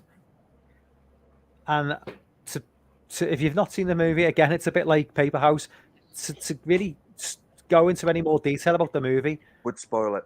It would spoil it big time, because the ending is fucking harsh, man. That's all I'll say. Right. Okay. But it's fucking. It's the American version. The American movie is actually decent. It's not a terrible movie. It's just pales into insignificance compared to the European original. Yeah, it's just so good. 1988, The Vanishing. I'm gonna say, if you've not seen the movie, I don't really want to like say anything about, because the ending is really, really. Yeah. And right. in the American version, they kind of like go for a more PG-13 type ending, right? As opposed to like the European version, which is more of a. Because in Europe they don't give a fuck about PG-13 or anything, do they? Friggin' America. So that's my number 6. All right, sound. Yeah. Okay, it's my go, isn't it? So, my number 6 is one of 3 Friday the 13th movies I have in this list. And the sixth one is Friday the 13th Part 2. Is my number 6. Yeah. When I revisited the series to do my reviews for my channel, like, I was surprised. Well, not surprised, because I already knew it was a good movie, but I hadn't seen it for a long time.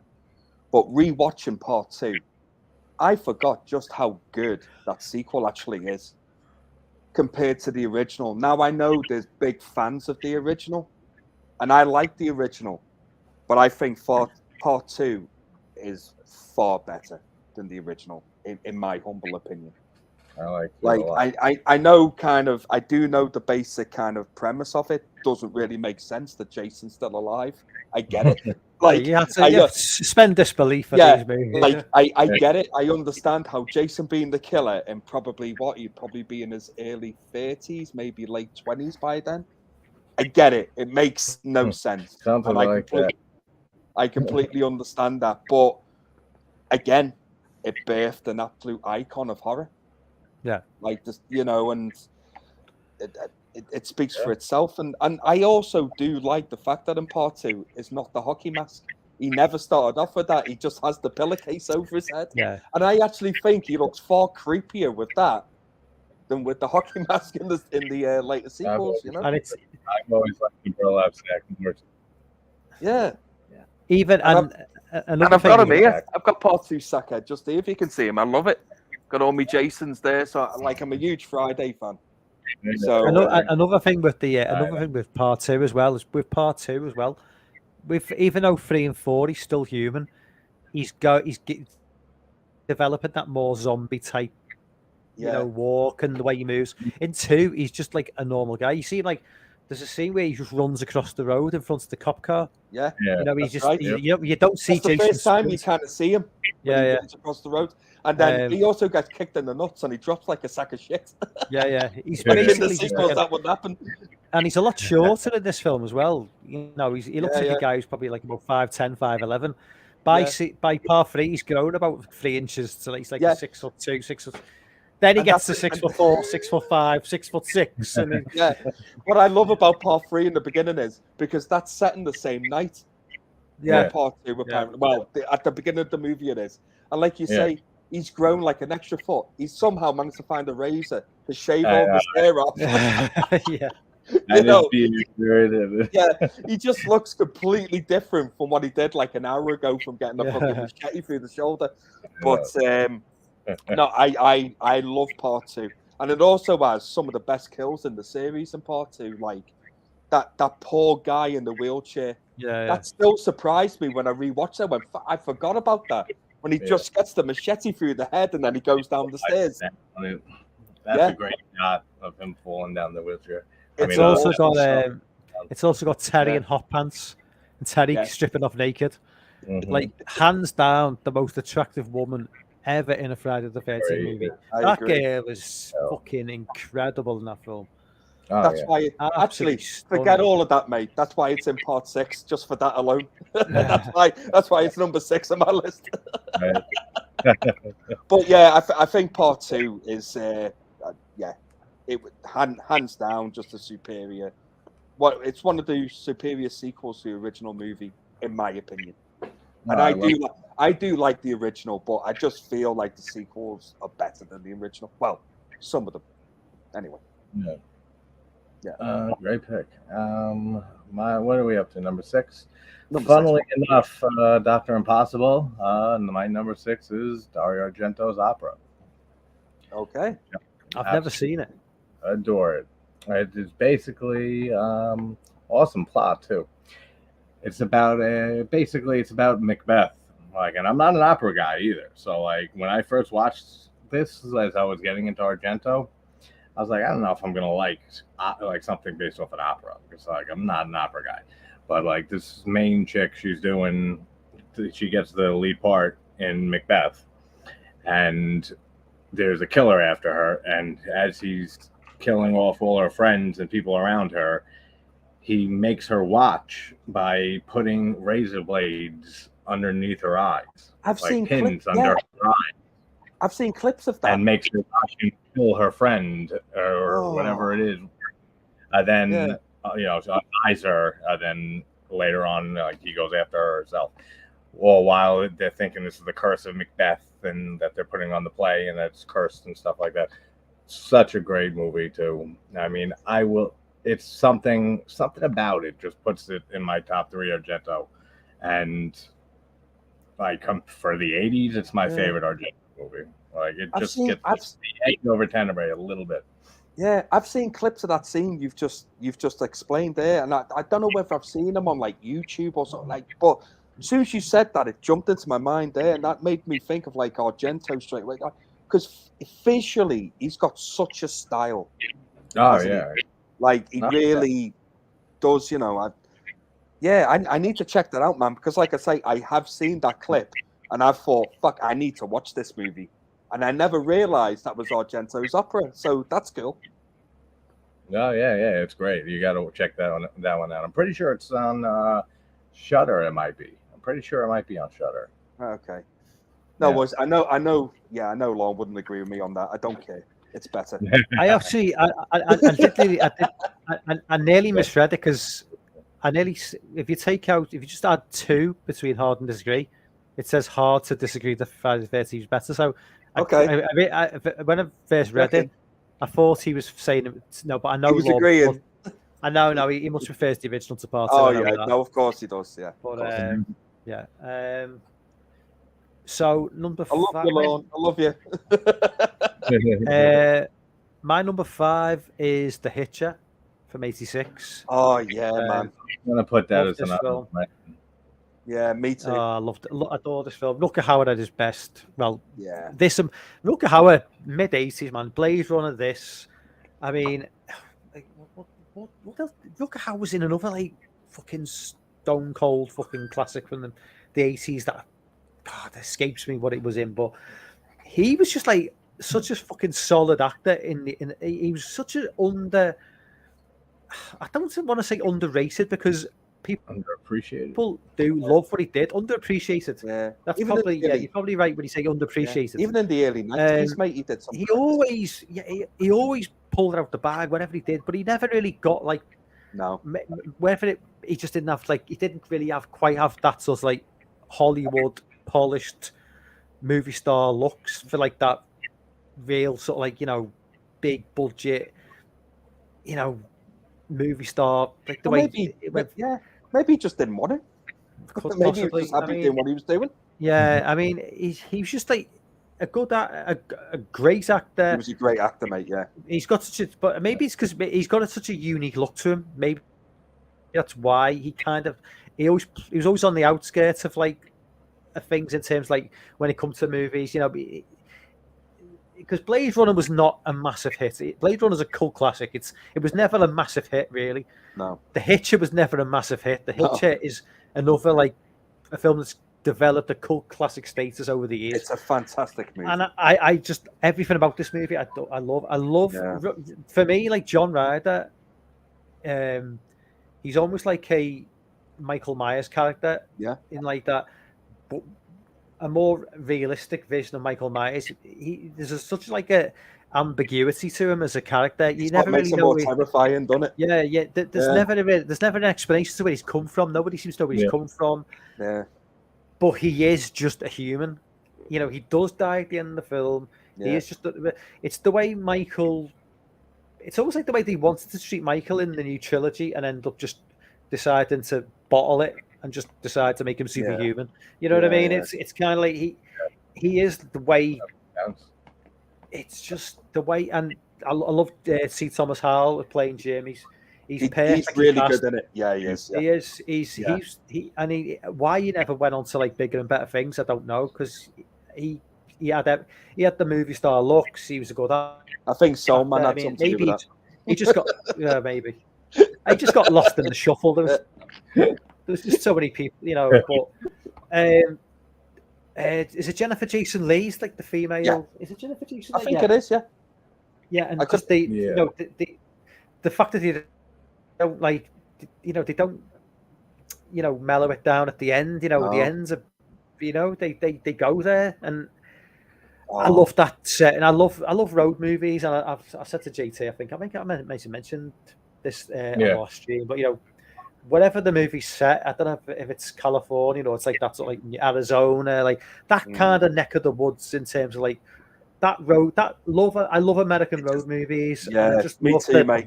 the vastness of you can't do that in the UK because it's like there's a fucking housing estate within 10 minutes of the fucking. I was just gonna say, Mike, you know why we love stuff like that? It's because we don't have it where we live. Yeah. We don't have that beautiful landscape that America has. Yeah. So when we watch like American movies, we've got Scotland's the closest. You go to Scotland, you can get pretty remote. Yeah. In Scotland, you can get pretty remote, but in England, nothing like America. Nothing like nothing like America. No, I mean you can't like just go off. I mean we'd never like have a fucking like pretend. And no, I'm not saying it's real, but there'd never even be the possibility that there's a fucking Sasquatch roaming the English countryside. When you mentioned like Scotland and stuff and that it's you out there, I was thinking Sasquatch might be out there.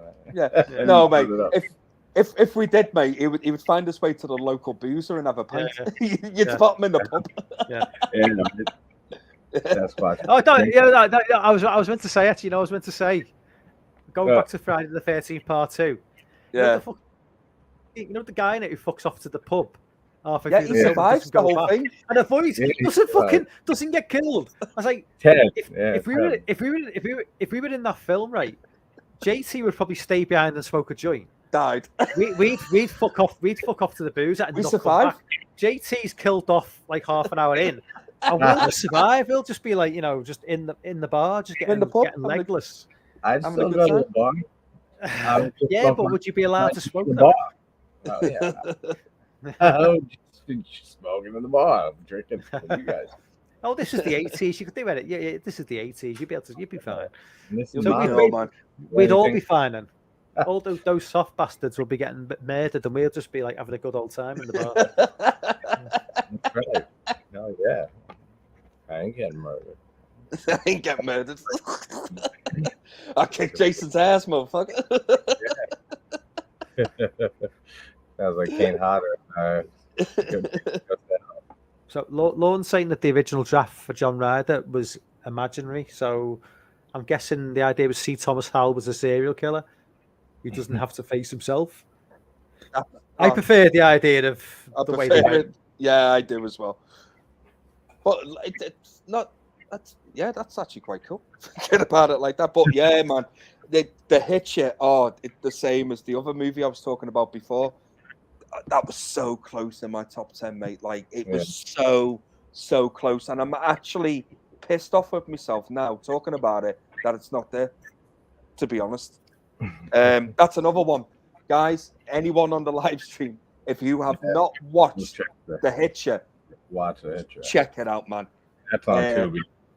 It's the performances are outstanding. Like from everybody, everyone is so good in this movie. You have to watch it. You have to. Yeah. For sure.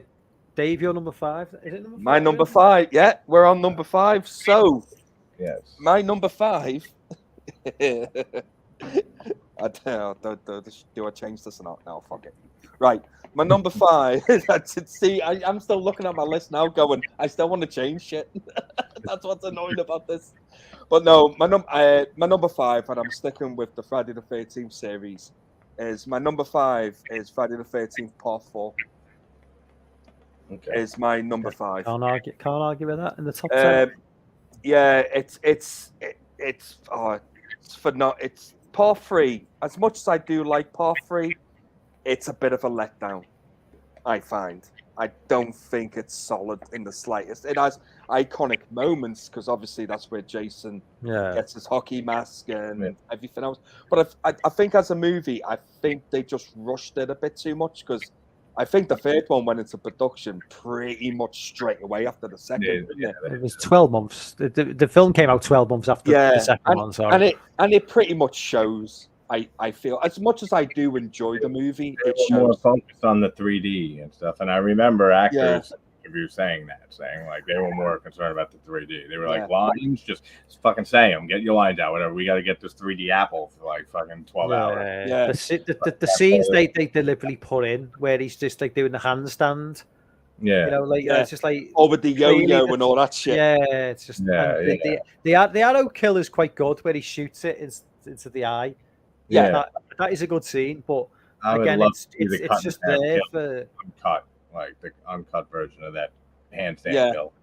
I'd love to see that like more. I would as well. Just proper split them in half kind of thing. Yeah, just it looks so sick as it Yeah. is. And also in part 3, it has the most annoying character in any Friday the 13th movie ever. And who's that character? Do you know who he is? yeah. Fucking Shelly. Shelly or whatever. Yeah, what Shelly. Oh, the moment he died, I was fucking made up. But anyway, we're talking about part 4. I just think part 4 is just such a perfect entry in the Friday the 13th series. It's my favorite slasher film of all time. It just nails it. And then obviously when he gets back up at the beginning of part 4 after what's happened to him in part 3, you start to think then with him, you're like there's something. Is it supernatural with him? Because he should not be getting up from the end of part 3. He should be dead, gone. You know what I mean? But somehow he gets back up, and he's just. I think the characters are far better in part 4 and more fleshed out a little bit. Oh, I love the characters. I think the writing is far better in part 4 than what it is in any other Friday the 13th series. I think kills are fantastic. I think it's better directed. The love for Jason Voorhees in part 4 is great. They generally killed him off, which it was supposed to be done. That was it. There was no more after this. Yep. 12 months later. Yeah, exactly. I even think like Corey Feldman was great in it. Yeah, it was an interesting choice to bring like a young kid, like a 13-year-old, into the franchise. It raises the stakes for me. Yeah. There's a kid there now. Yeah. You know, and I just feel like Friday the 13th Part 4 is, I'm not going to say masterpiece because people will laugh at me, but as a slasher movie, as a Jason movie, it's one of the best. Like, it's still to this day. Still. Yeah. For me, it is my favorite slasher film ever made. Yeah. So it says enough about it. Yeah. Well, would I say it's a masterpiece? No. No, that's why I stopped myself, mate. But I was close. Just in how it's my favorite slasher of all time, and slashers are my favorite genre of all time, you know, in horror and stuff. So just being the top of the top. That's it, right? It's just I love the movie. Being a masterpiece of filmmaking. Christian, I get you. Favorite slasher of all time. We got Christian Brilliant mentions every way for a slasher film should be. Yeah. Christian mentions. I know Christian's a big fan of Return of the Living Dead. He says it's the best 80s horror film, and I know Christian loves. And going back to what you say about final chapters, it's not a master. No, it's not a masterpiece. But but it's not. We all know it's not a masterpiece. Yeah. But the thing is, though, it's like it's meant to. These movies are meant to. They make you feel something. I've seen that. I don't watch masterpieces 4 or 5 times a year.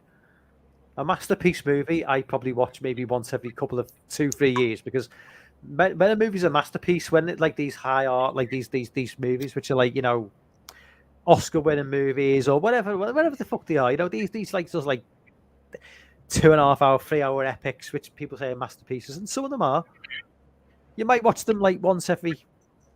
You've got to be in a certain mood to watch them. They're not. This is movie like The Final Chapter, like comfort food. You can put them on a Saturday afternoon at 3 o'clock. You can put them on at like 2 o'clock in the morning. You can put them on when you've had you're pissed out your skull, stoned out your skull. Perfect. You can put them on. You can come on 8:30 in the morning with a cup of coffee. It's just they're like comfort food. It's that's what your favorite films are. They're like a comfortable pair of pajamas.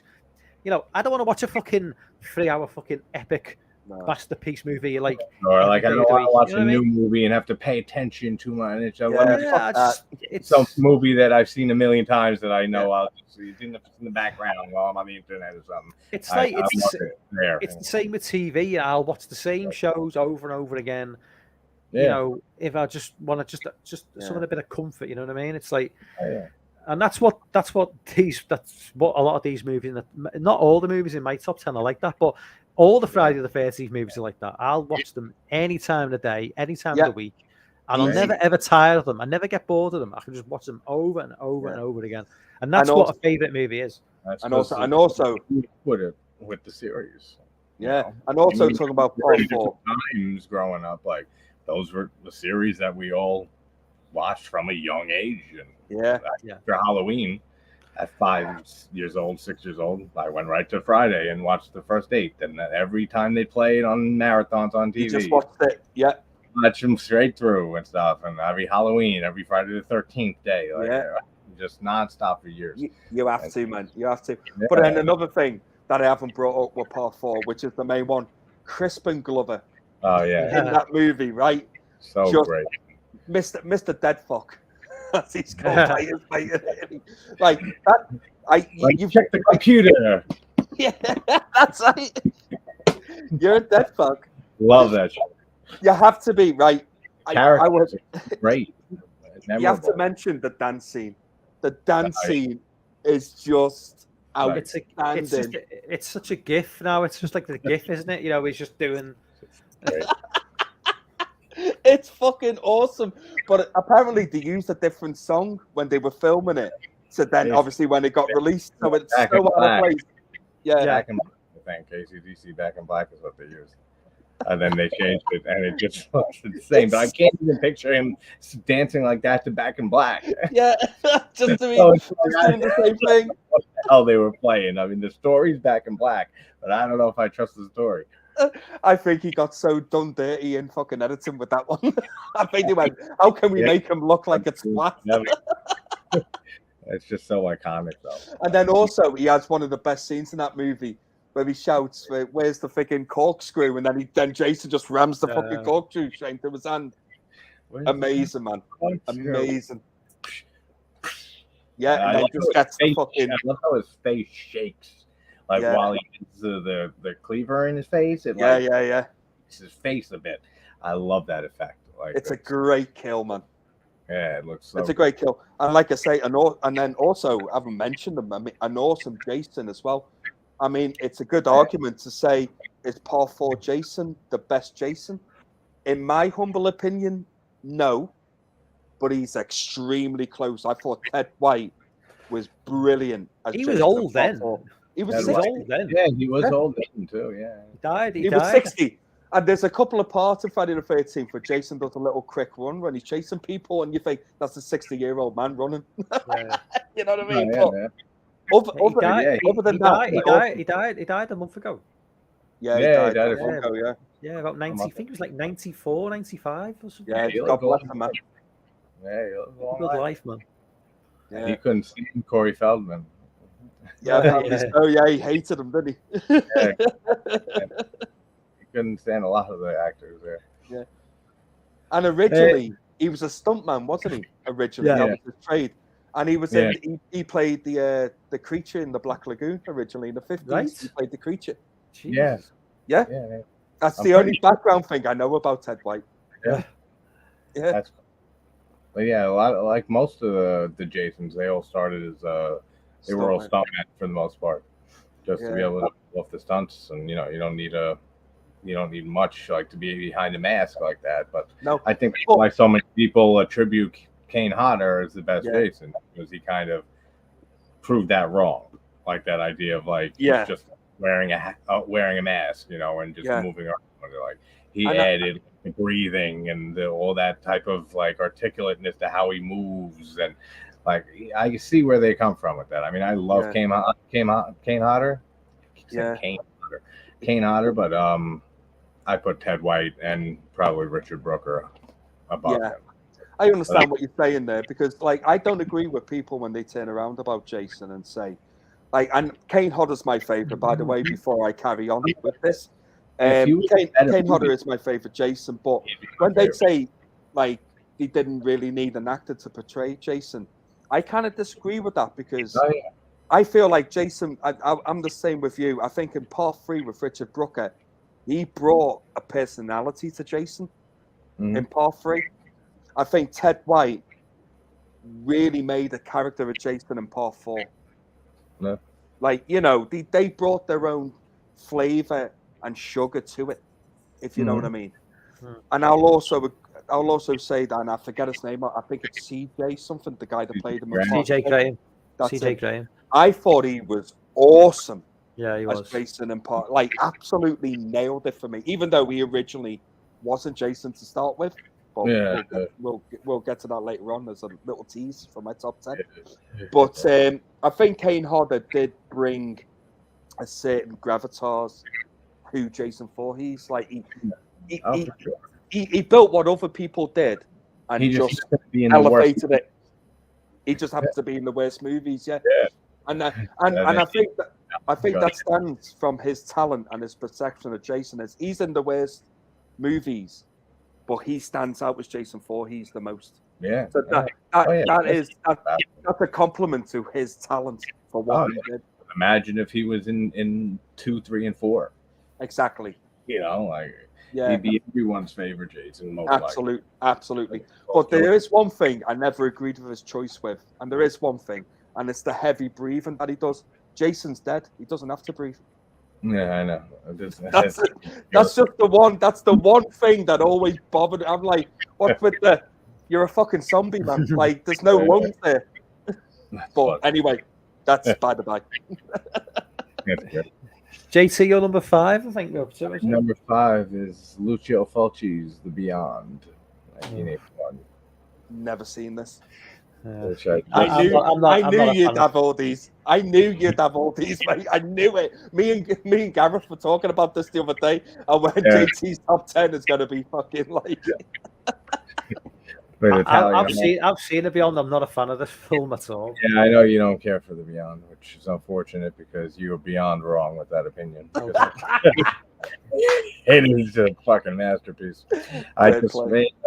Me and Sean, Blue Digital, just watched it like a few nights ago. That's on a watch party because me and Stevie was talking about Demons actually. Steve Horror was talking about that he never saw Demons.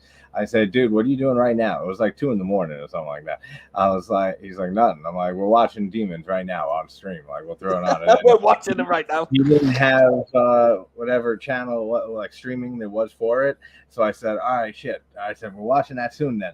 But have you ever seen The Beyond by Lucio Fulci? He's like, no. I said, that's a masterpiece. We're watching.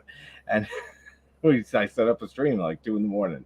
And Sean ended up coming in and he was like, oh, you're watching The Beyond? When's that start? And I said, like, right now. Like, it's random. And he's like, all right. And then Sean hopped on. And then Stevie couldn't do both the stream at the same time as watch it on his phone. So he was in the chat watching it while me and Sean were watching it. So just watching it was awesome. But basically, it's have you ever seen any Fulci, Dave? No, I haven't, mate, at all. His movies are very like nightmarish.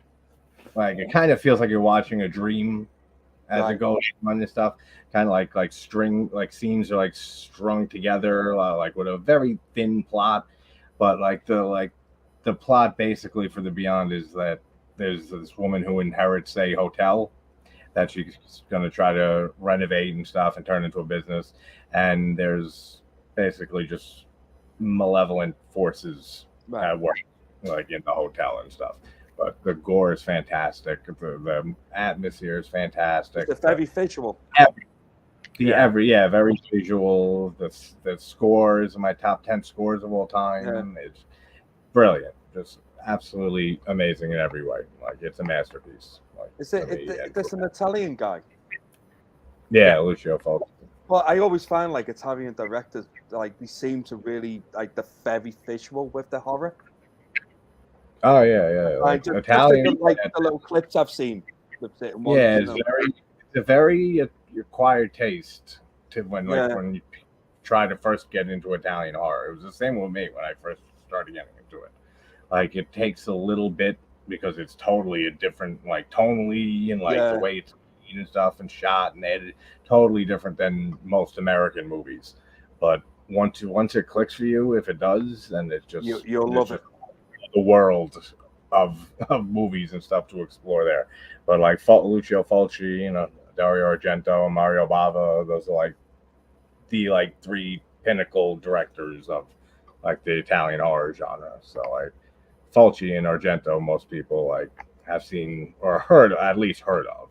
So yeah, definitely check out The Beyond. That and he has a trilogy. It's the City of the Living Dead, aka Gates of Hell. It's a zombie movie, fantastic. Then The Beyond, then House by the Cemetery. All three of them are amazing. They're all on They're all on Shudder over here as well. Yeah. They're all on Shudder. So yeah. And I need to, weirdly enough, mate, they're literally all on my list for my channel as well. I've got them all wrote down. So I will get to them eventually. I will. Yeah, definitely get to The Beyond and definitely like Deep Red or Tenebrae by Argento. Yeah. And yeah, Lauren, Sergio Martino, but I don't know. Would you feel like a lot of people getting into Italian horror for the first time would hear Martino more like around the same amount as Argento and Fulci? Like even Bava, I feel like wouldn't be brought up as much like for newer Italian horror fans. I mean, he's great. But I like Bava. What I've seen of Bava, I like a Bava. What's Martino's most famous? Like, what's Martino's? 1 second, guys.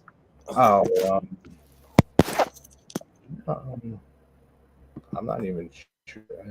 I haven't seen like that's what I'm saying too. Like, even I can't really think of many Martino movies. I just know the movies by like the movies. Lorne's mentioned, I don't know him directly. Lorne's mentioned that. Okay. Yeah, he's mentioned that to me a couple of times to watch. Yeah. But what I've seen of Bava, I love. Is it Bava did Blood and Black Lace, right? Yeah. I love Blood and Black Lace. I watched like last year. I thought it was fantastic. That was the first time you watched it?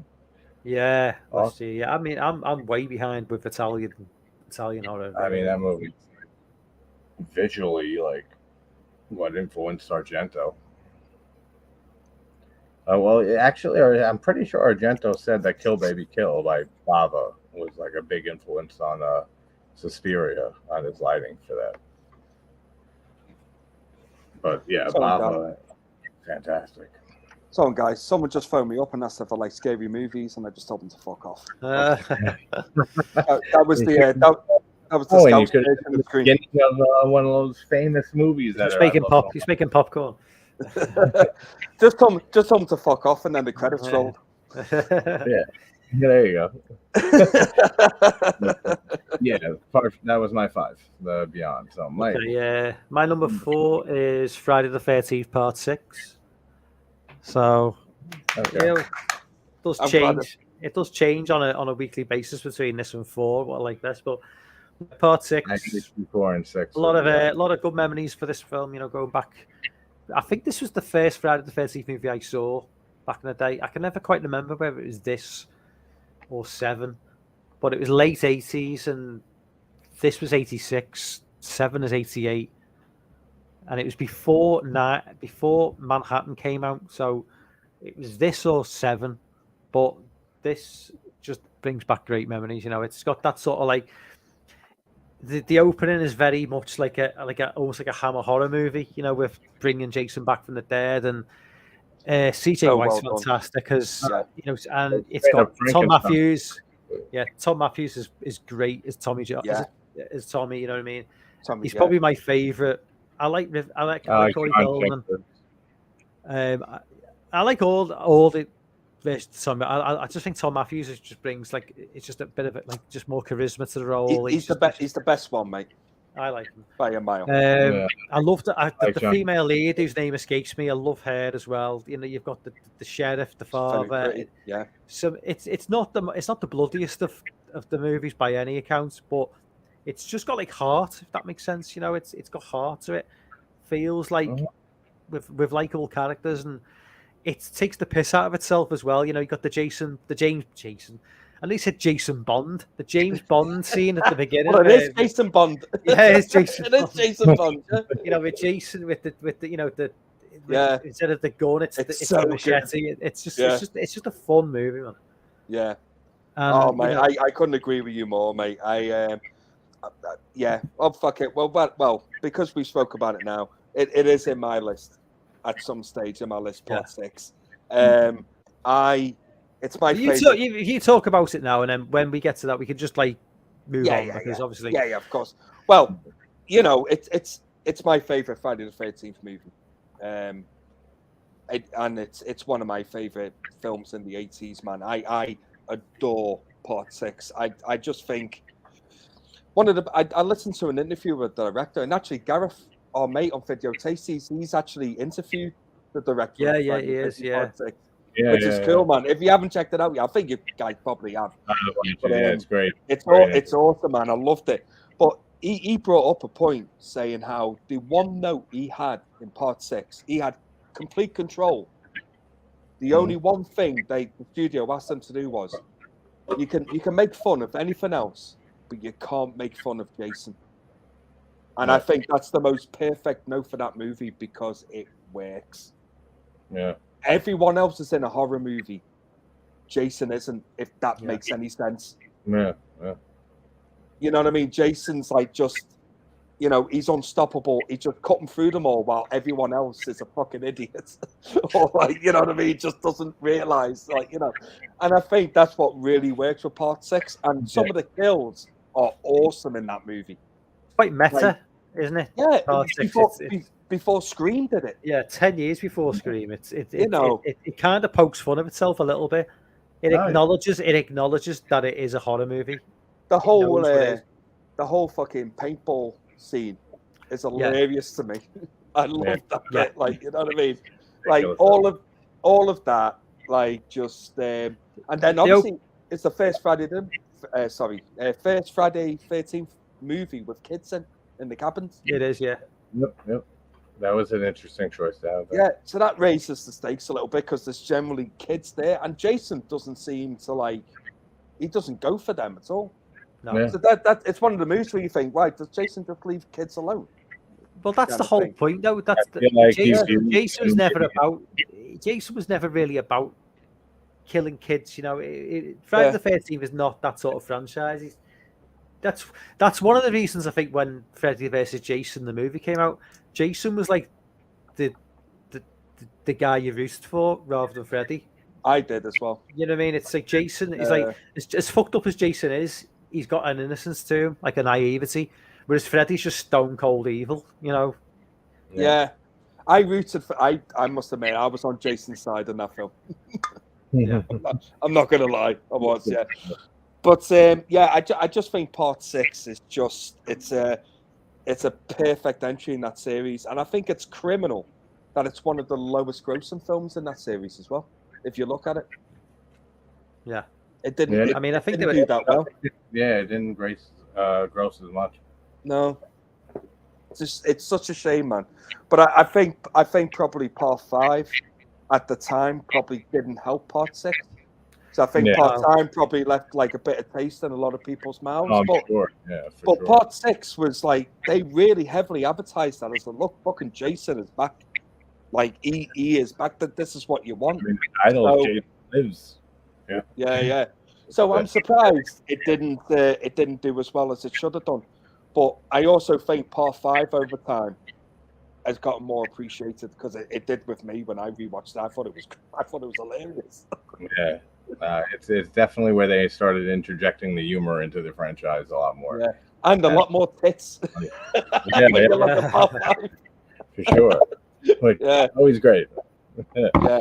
But I'm with you, Mike. I think part 6 is it's class, man. It is. It's great. I love it. Awesome. What's your par 4? Par 4. What's your number 4 then, Dave? My number 4. Friday. Well, I'm gonna say this. I'm gonna say this, man. Before, so we already talked about that one. You have, mate. Not a lot of people would have this in their top 10 list. This is pure nostalgia for me. because I loved this movie as a kid. I must have watched this film as much as I watched House and Big Trouble in Little China. Like, I rewatched the tape so much that I wore it out. Yeah. And when I rewatched it for my review last year, I still, it just brought my nostalgia as a kid back, and I just loved it just as much. So, number 4 for me is Vamp from 1986. Oh, interesting. I have that high up on my list because I'm not ashamed of it, mate. I adore this movie. I can see Adore that. it. I gotta rewatch it. It's been a while. That's the one with the cover I'll never forget as the Yeah. on it. Yeah. The cover's amazing, and Grace Jones as the main vampire is just class casting. Class, right? She's so good in it. But also, what really, when I was a kid, what really like drew me to this movie, and like I say, like anyone says, why are you watching this as a kid? It was the 80s. No one cared, right? Just need to put that out there. No one cared when you were a kid watching these kind of movies, right? Oh, for sure. Visually and Vamp, it really drew me to it because when it's all really kicking off and when it's in like a surreal world. So I like to think of Vamp as a bit of an Alice in Wonderland kind of movie because it starts off quite normal when the kids are going to travel to get like a stripper to take back to their dorm for like their party to get into a certain fraternity or whatever it was. And then it's normal. As they're driving down, it goes into a weird kind of car spin. Like they nearly get into a crash and the spin lasts for seems like half an hour of the movie. And then it stops and they end up in a completely different part of Los Angeles. And you're just thinking, that makes completely no sense whatsoever. That your car's probably traveled like 10 miles spinning, then it's ended up somewhere else. It doesn't. But I think from that moment, that's like the Alice in the Wonderland moment. Like that's when it goes a bit surreal at that moment. It's a bit. If you get me, if I make any sense. Do you think like in the rabbit hole? Yeah. Do you think Dusk Till Dawn kind of ripped it off a little bit? Massively. Yeah. Massively. Not ripped it off, but took inspiration from Definitely took inspiration, yeah. Massively. And then once they have that, when she goes in down the rabbit hole, which is right in what you said, I think that's the moment in Vamp where they go down the rabbit hole. And then they end up in like this certain part of Los Angeles where vampires are ruling it. The strippers are vampires, you know, and what always really stood out from me is the color. Nearly every building is green or pink. Mm-hmm. Like every building, and it's just green or pink in the background everywhere. And it's like they're in a dream. It's like, right, you're not in a real world now. Yeah, and they're setting it that way. Uh-huh. And I just love Vamp. I just think the comedy is subtle and it's really funny. I think the horror works. I think the vampires look really cool in it. I like the main characters. I just think Vamp is such an underrated movie. Like it deserves more love than what it gets, and that is why I've put it so high on my list. Is because I would stick up and fight for this movie so much. So for me, it's number 4. Okay. JT, you're number 4, man. Didn't we do my number 4, which was Friday Part 4? No, we're on number 4. Yeah, Friday Part 4 is my number 4. Is it? Yay! David, you're the same as Mike. Yeah. Friday Part 4. Oh no, you were sorry, Mike. You were Part 6, wasn't you? I was Part 6. You were Part 4. So you're Part 4 on number 4. I was Part 4 before. We're talking about the same movies now, so we're starting to get like okay. So, well, we've talked Part 4, so we can move on because otherwise we'll, Yeah. I mean, JC, if you want to like interject now about your feelings on Part 4. Yeah, it's your movie, man. So, but I already said really everything I need to say. My favorites. We've kind of best characters, best kills. Yeah. Well, that's everything in the series. If we start doubling up now on what we've discussed, we'll just like obviously because, we'll go on forever. Yeah. So my number 3 is the greatest vampire movie ever made. That is Near Dark from 1987. I knew that would be on. Love this movie. Love the atmosphere. Love the soundtrack. Love the setting. Bill Paxton, Lance Henriksen. What more can you want?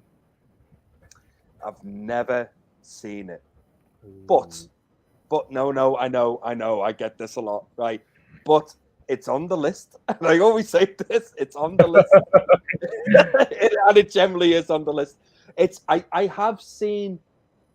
I do remember back in the day, as a kid, I have seen bits of it, but I've never watched like the whole movie, like from start, middle, finish.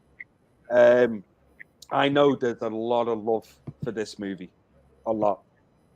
I think from what people that describe it to me, I think I would really enjoy this film. So I'm not surprised it is high up on your list, mate. To be honest with you, I was waiting for Near Dark to pop up at some point. I'm really looking forward to watching it because I love Bill Paxton. I'm a big fan of his. I love everything he's in. I like what's it, Lance? How do you pronounce his last name? Henriksen. Hendrickson, that's him. I'm a big fan of his, despite House Free, he's shit in that. So fuck off, more crap. Other than that, yeah, I'm looking forward to Near Dark. So yeah, I'm not surprised it's up on your top 4, mate, at all. Have you seen Near Dark, GT? I have it a long time ago. I got to rewatch that, especially now that I know it's one of Mike's favorites. Yeah, we'll have to. I'll have to check it out, mate. What do you love about it?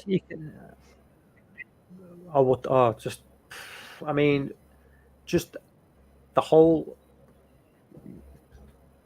Sorry, I'm just getting distracted. Just give me 2 secs. I'll go. Yeah. You carry on talking now. Yeah, no worries, mate. You're right. So, Near Dark, haven't seen it. I know. There's a lot of movies that I haven't, like, I maybe saw like 10 plus years ago and then just like always trying to find new stuff so that I just never looked at it again. And there's a lot of those that, like, I know I should and have to. Like, that's one of them. There's so many, like, films like that. Loads, mate. I mean, this is one that, like I said, this is one of the reasons why I started my channel. Sorry, I'm waking people up. It's like it's 1:45 and like I'm being too noisy. Sorry, mate. I was just saying to JT, it's like this is probably why I started my channel, was because I could go back on films I haven't seen from like the 80s or 70s before and stuff like that. Yeah, so exactly. it gives me a reason to go, well, I need to check these out so I can give my opinion about it. And that's why I wrote a whole list for my channel that I'm not even halfway through yet, and I've done this channel for 2 years. You know what I mean? Yeah. So that's one of the reasons why. So, like I say, if Mike brings up one on his top 10 and you bring up on your top 10, I'm like, yeah, all right, and that's, I need to check that out. The amount of the amount of Italian horror I haven't watched. I watched some, but I still need. There's a lot I need to watch, just from like what people have mentioned like over the last couple of years. Yeah, just from YouTube. It's just like, so I'll say, Dave, you're number 3 then. My number 3, mate. Right. So, like I was saying before, we were talking about our top 2. I must say, my top 3 jumped around quite a lot.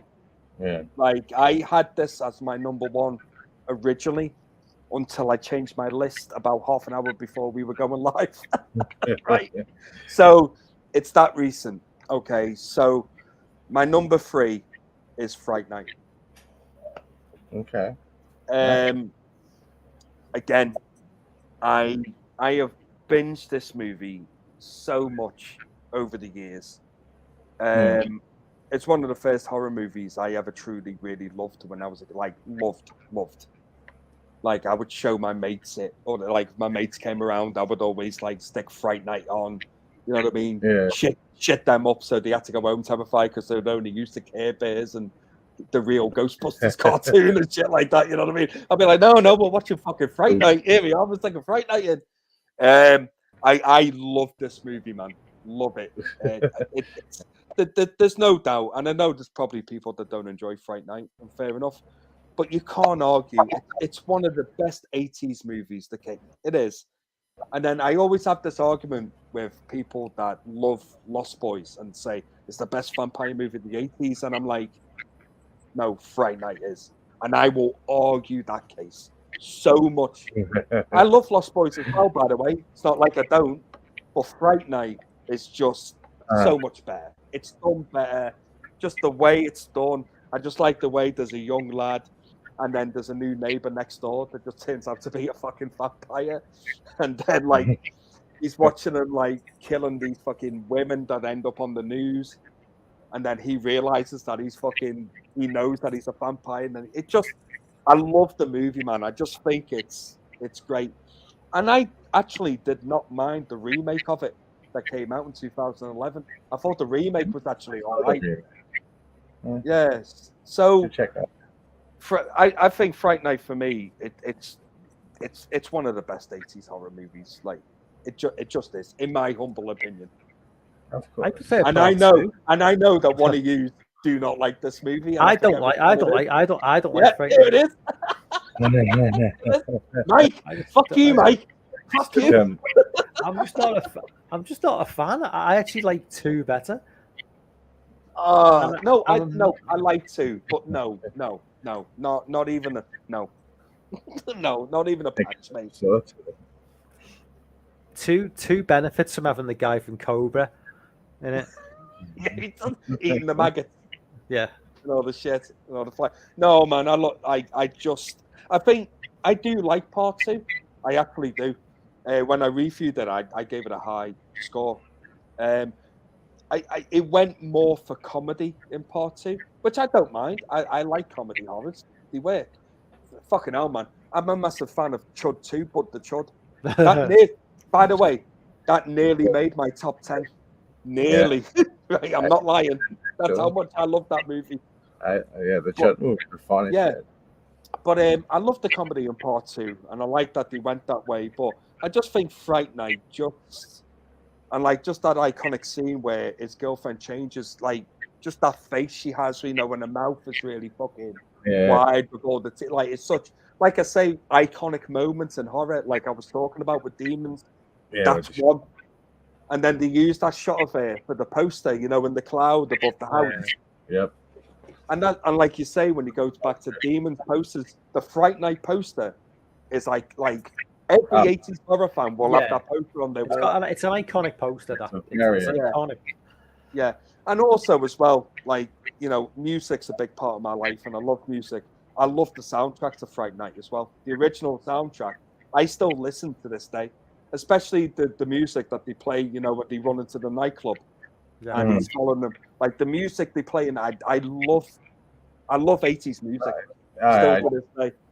It does have a great soundtrack. Yeah. So I mean, Fright The 80s, great soundtrack, like horror film. Yeah, Fright Night's up there for me, man. So it's a solid.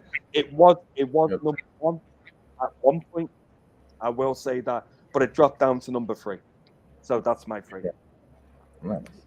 My number 3 is Day of the Dead. I know he loves Day of the Dead. Yes, man. Yes. It's My my favorite of his Dead movies. Like, I know a lot of people prefer Dawn, like Mike. I love Dawn. There's something about Day that just Day of the Dead. Day of the Dead Sure, is better than Dawn of the Dead. I will say it now. Yeah, I'm with you, JT. I got someone yet. I did an hour and a half video on that, and I needed it because I love every time I see that movie. I think it's Savini's best work that he's ever done. I think it's his magnum opus of effects work. And of course, I mean, like, I know some people will argue that, saying like he had so much help with Nicotero and Berger and stuff.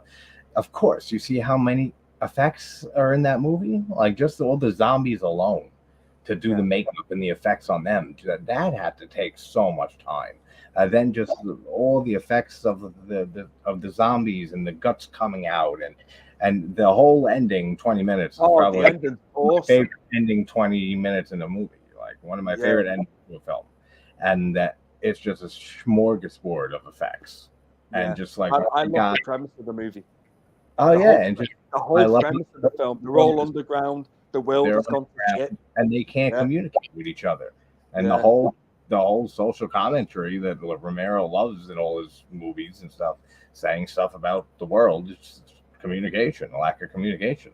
The soldiers can't talk to the scientists can't talk to the soldiers, they can't talk to Flyboy and then the drunk dude, and nothing gets done, and it's just division throughout all of them until it explodes. And it's an awesome movie. Yeah, it's not good. The way the tension just builds through the dialogue, just through all of the arguing that they do, and just the tension builds and builds and builds and builds until it just gets to the end, and then you just get to some of the greatest kills ever. With the guy. Oh, the intestines! I remember that the intestines ripping out scene. It's just the road, and he just saves it. That cunt just saved it. He's such a great antagonist, man. Yeah. He's such a bastard. He's such a great antagonist. What a dick! But he plays it so well. He played it brilliant. Yeah, he plays it absolutely amazingly, and you just want him ripped apart at the end. Yeah. And you know what's funny? When you listen to the guys getting interviewed about that movie, and they talk about him, they say he was one of the nicest guys. Yeah. And it's always the way, isn't it? Yeah, Filato's great in all the interviews I've seen him in. He's the nicest can be guy, but he's great in that movie. One kill that there's a detail in the kill there that when the guy's getting his head ripped off, screaming, and you see it's kind of the same effect that Savini did in Maniac with Willie Mustick's Maniac at the end when he's getting ripped off. It's kind of the same effect wise, but his head's being ripped off and the mouth still moving after it's being torn. And when the larynx, the vocal cords, you hear the change of goes, like up a high pitch. Oh, dude, that gives me chills every time. That's so realistic. Like that is what would happen. When vocal cords get torn, it creates a high pitch like that.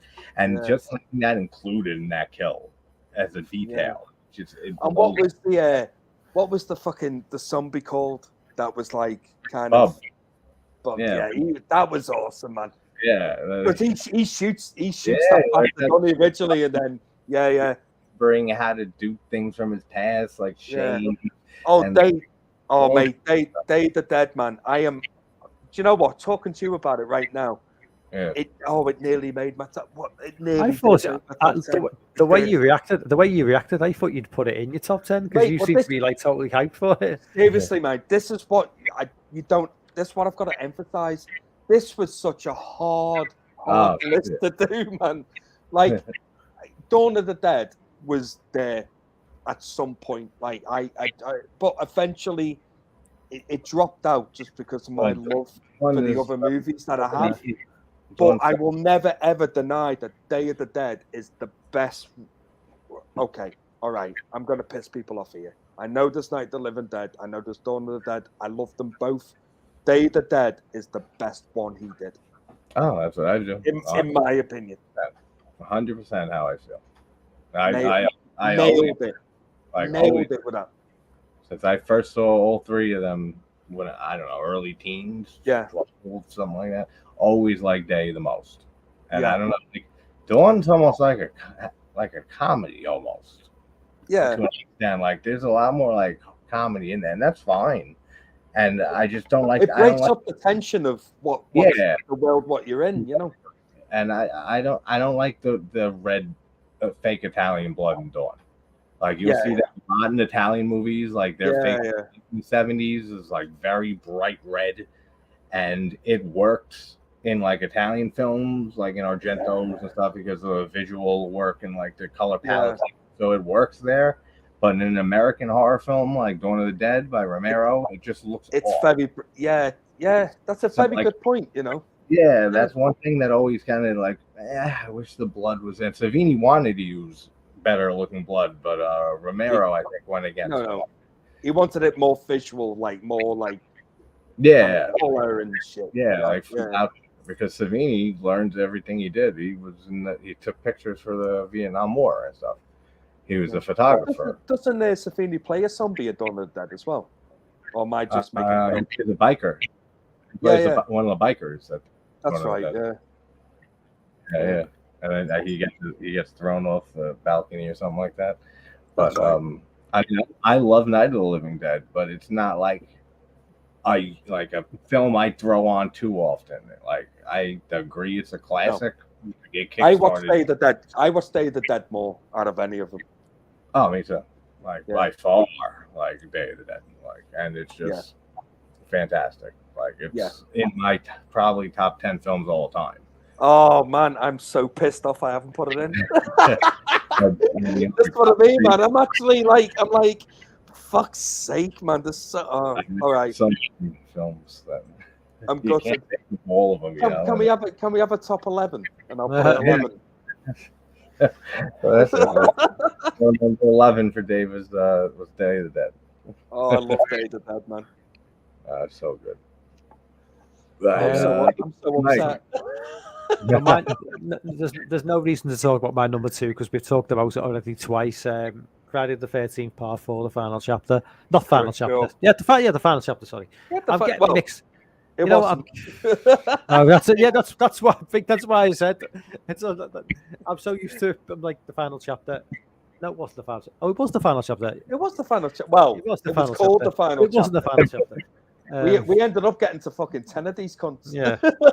You know what I mean? Yeah. So, not more needs to be said. We've discussed it enough. So there's my number 2. So Dave, over to you, number 2. Right, Mike.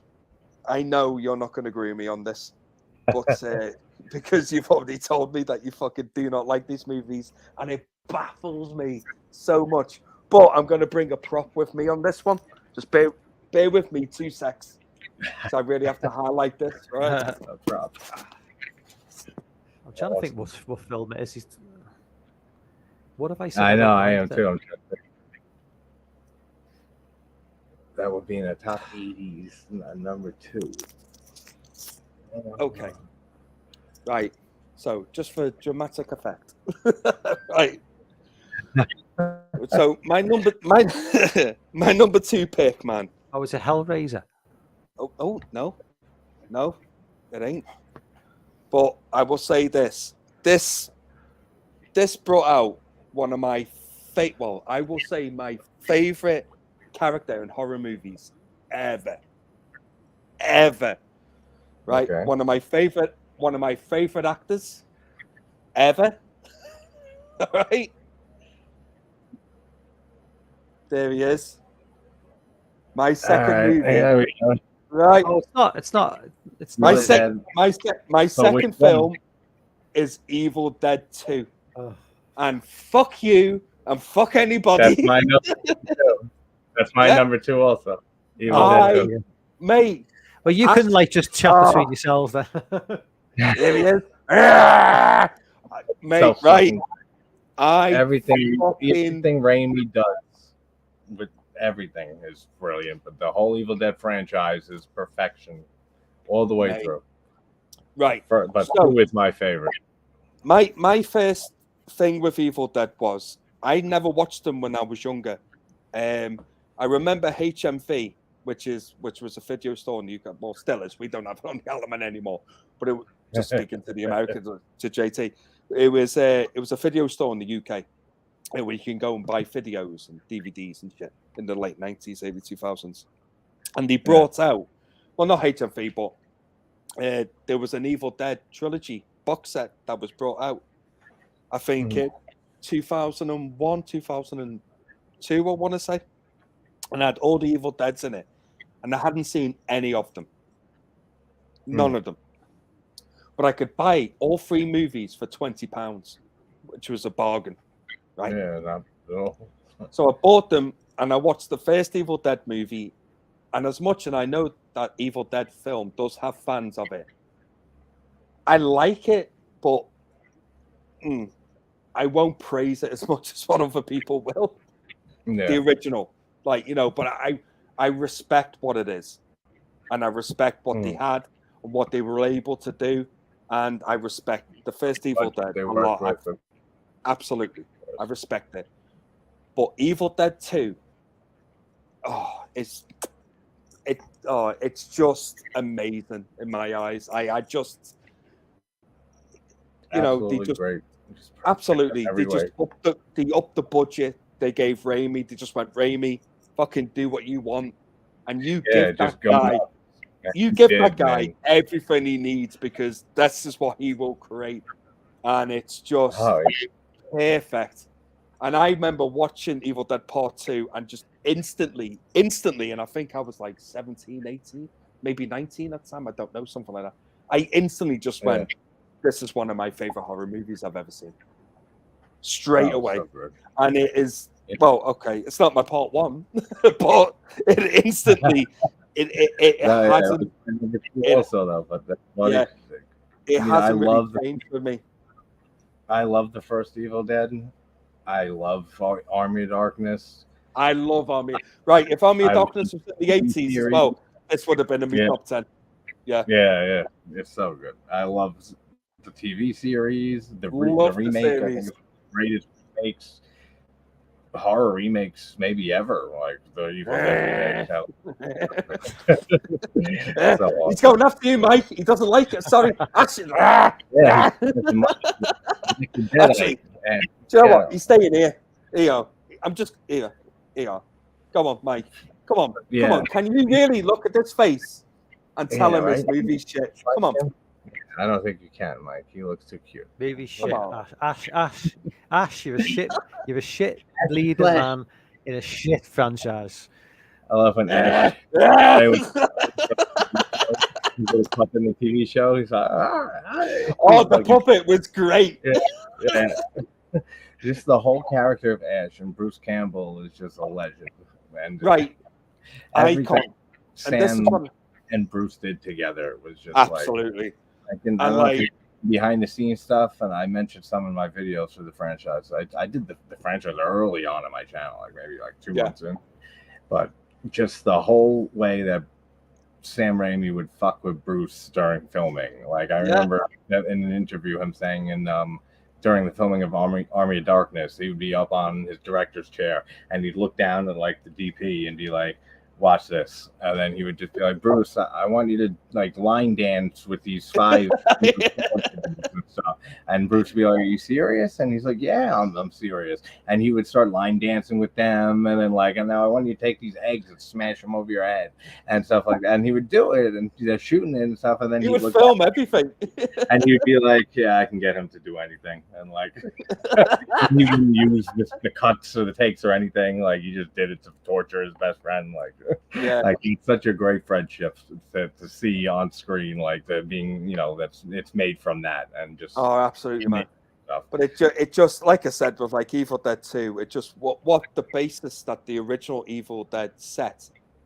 Evil Dead 2 just raises it up massively, and I think Raimi made the right decision with the second one, is in saying it doesn't need to be as serious as what the original is.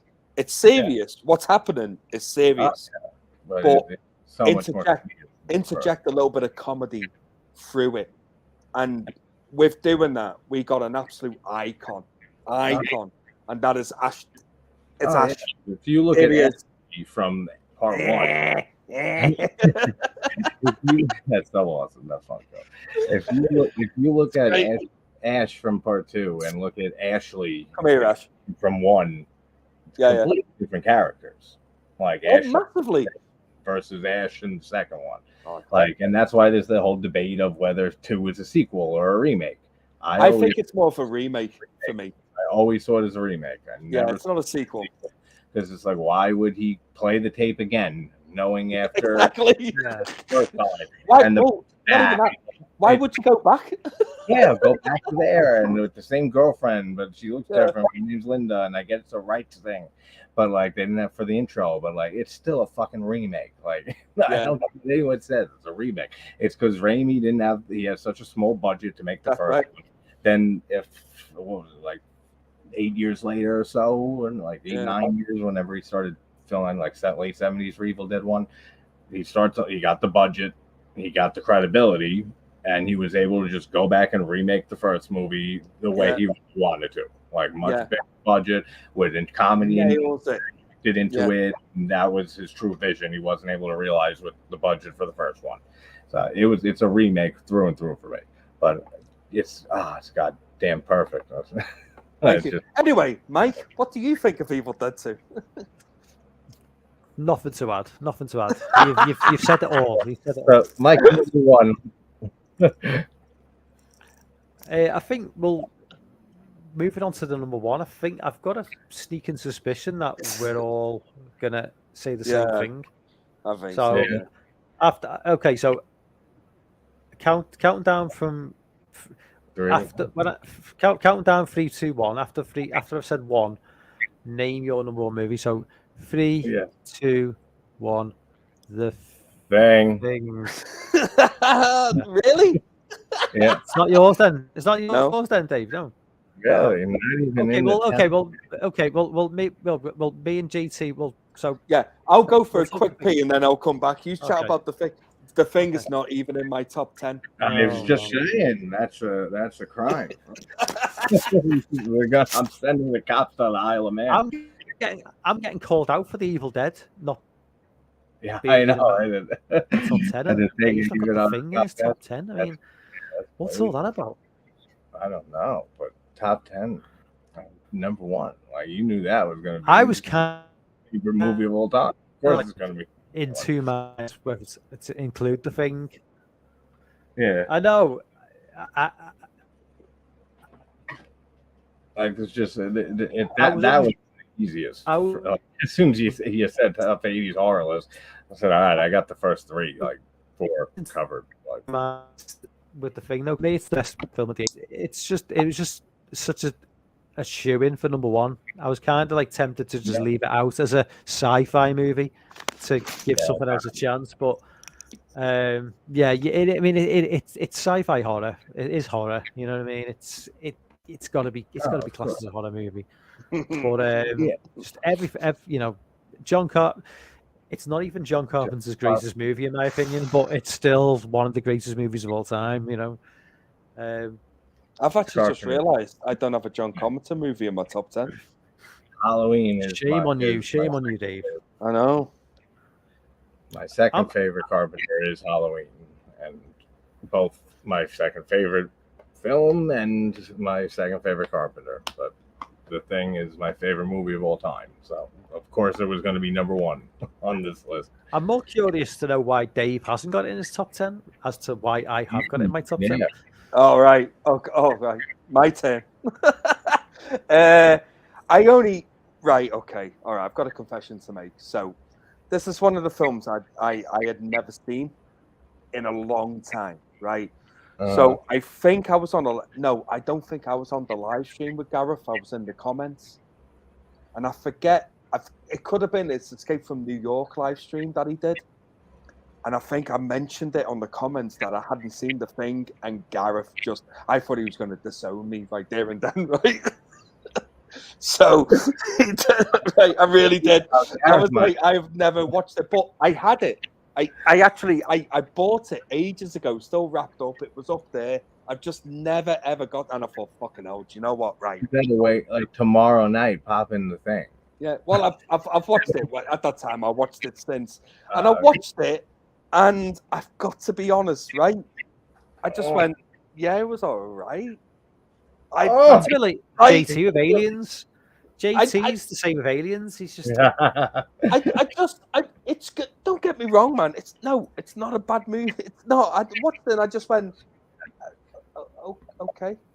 Like it didn't jump into my top 3 Carpenter films straight off the bat at all. I can see that.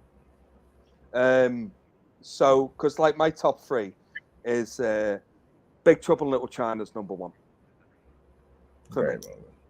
I fucking adore that movie, right? Adore it. My second one is Escape from New York, which I love. And believe it or not, Halloween's not even in my top 3 of Carpenter's, but I love Halloween as a movie. But my third one is Prince of Darkness, which I really like. Great. So Mouth of Madness might be my third. Yeah. But The Thing didn't jump into my top 3 when I first watched it, so it's not going to jump in my top 10 if I didn't have a Carpenter movie in my top 10. That makes sense. It is just it is perfect in every way. But the other one, like Prince of Darkness, nearly made it in my top 10. Nearly. Yeah, that one's great, and so is In the Mouth of Madness is great, and Like Carpenter, and like the only one that I can, like when I said earlier that Argento, like everything from the 70s through the 80s, the end of the 80s, is just like masterpiece after masterpiece.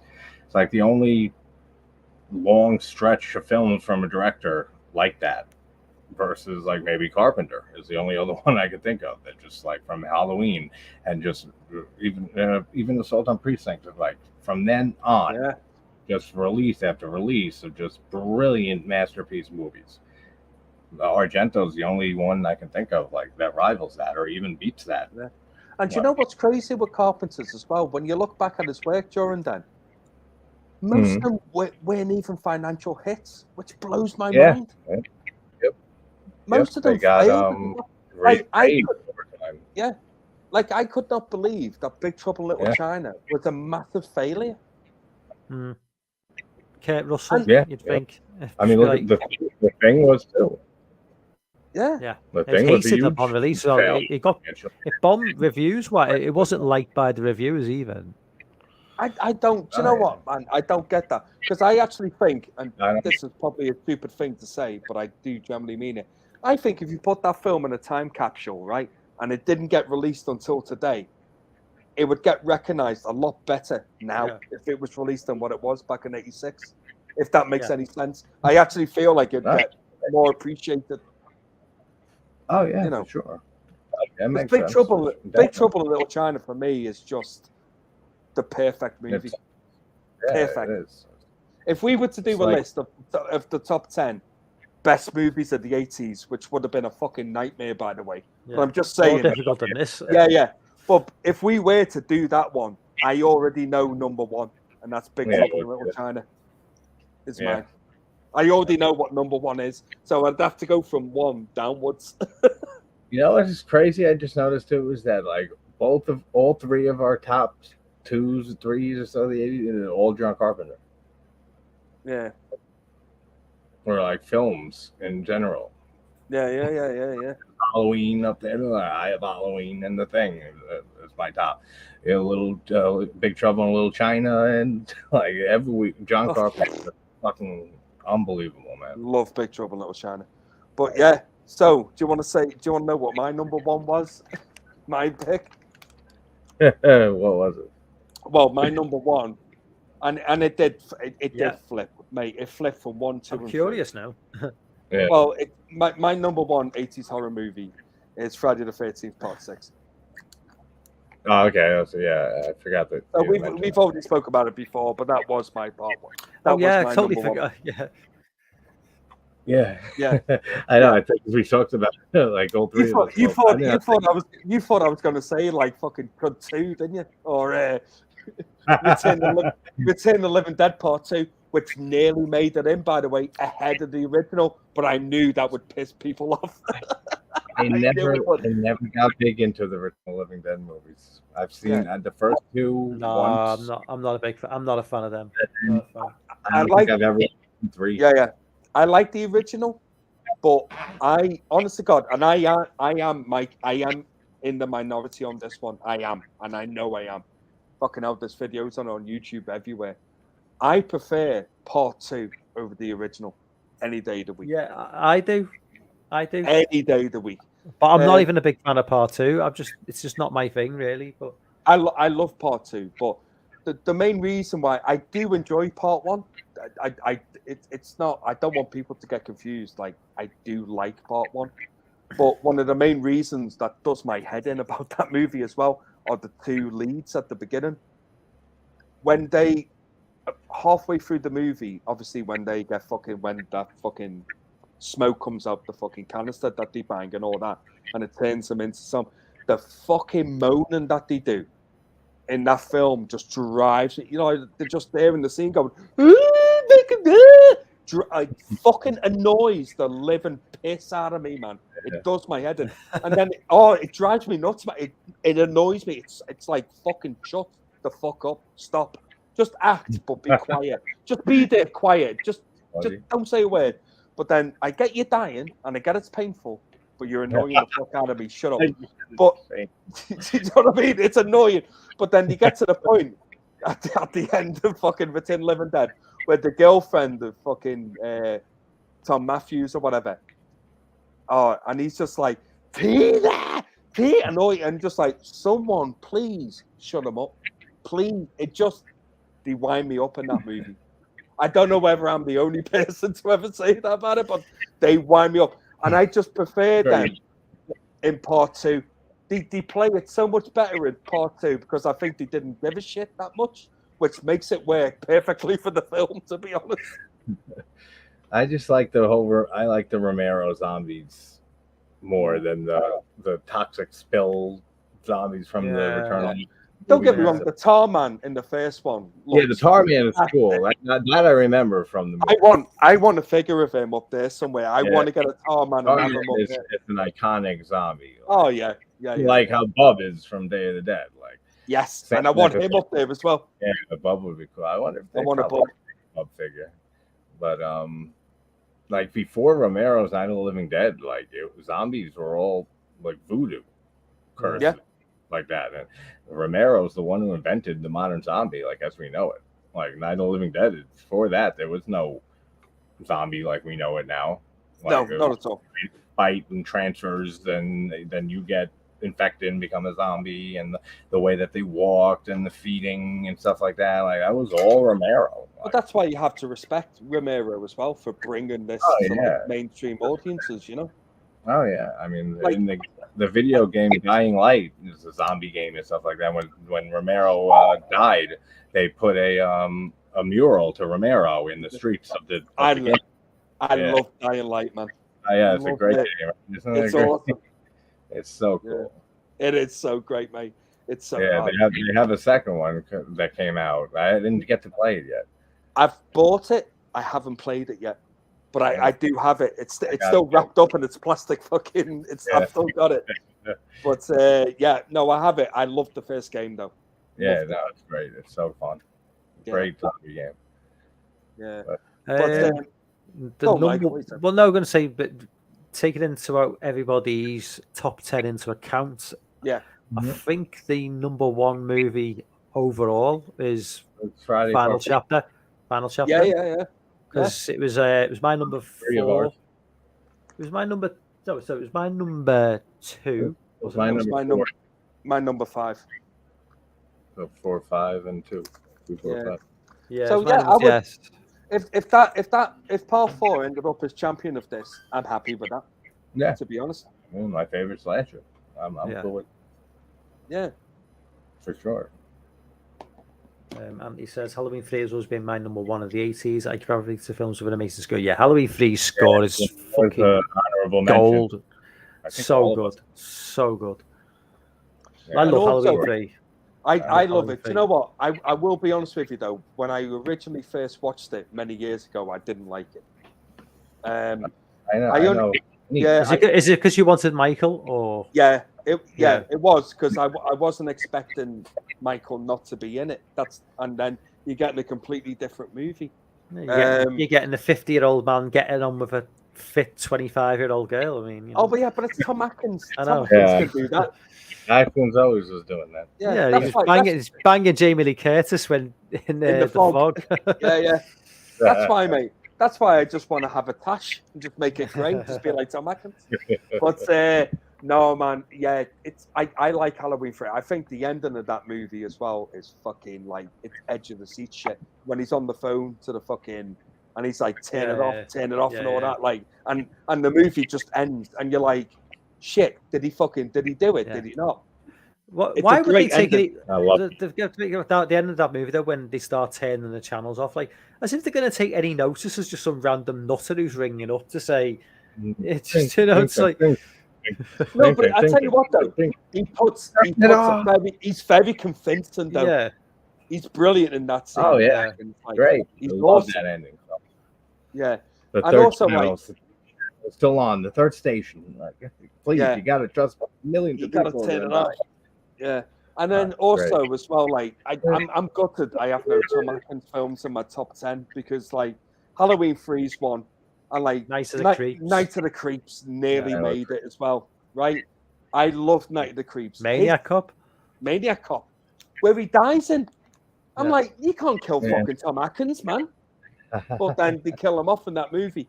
But in Night of the Creeps, where he turns around to the girls and he goes, "I've got good news and bad news. The good news is your dates are here." And then the girl goes, "What's the bad news?" And he goes, "They're dead." It's like, it's one of the greatest fucking lines ever. And I think I love Night of the Creeps. And that was also, like I said, this list was hard, man. Yeah, hard. Because Night of the Creeps, list like an hour before we went up. One of the hottest female leads in any horror movie of the 80s, Jill Whitlow. Beautiful. King hell, man. Especially with that flamethrower in her hand.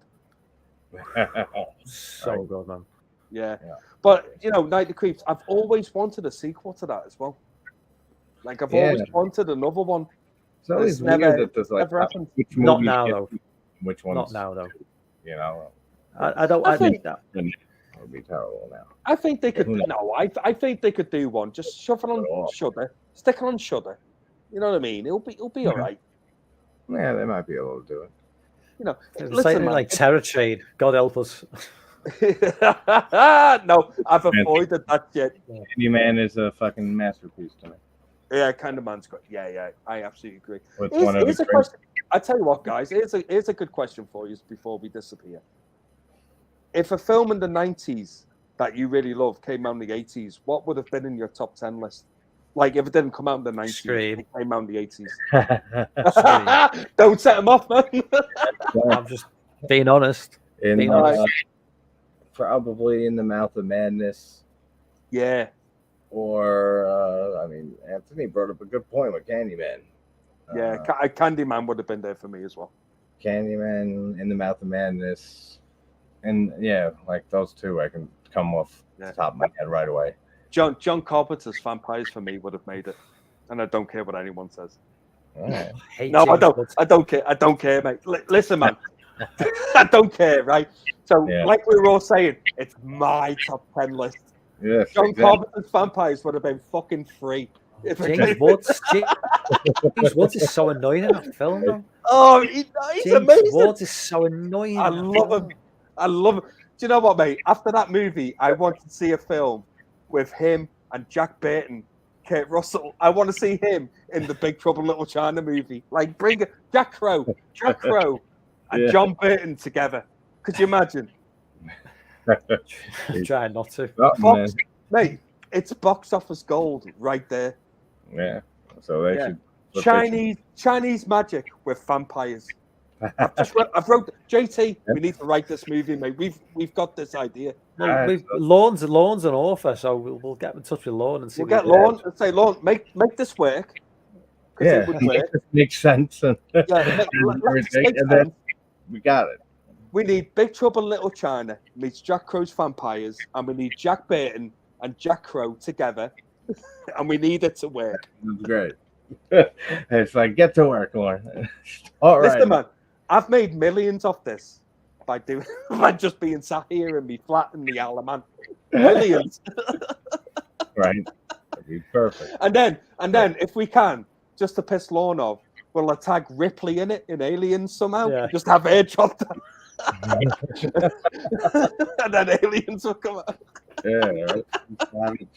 Cover all.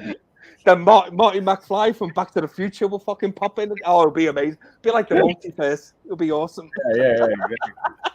Be a whole bunch of parallel universes colliding. Here's one though. Quick question to you, right? And I nearly put it in my top 10, but a lot of people told me it's not a horror movie, and I argued it.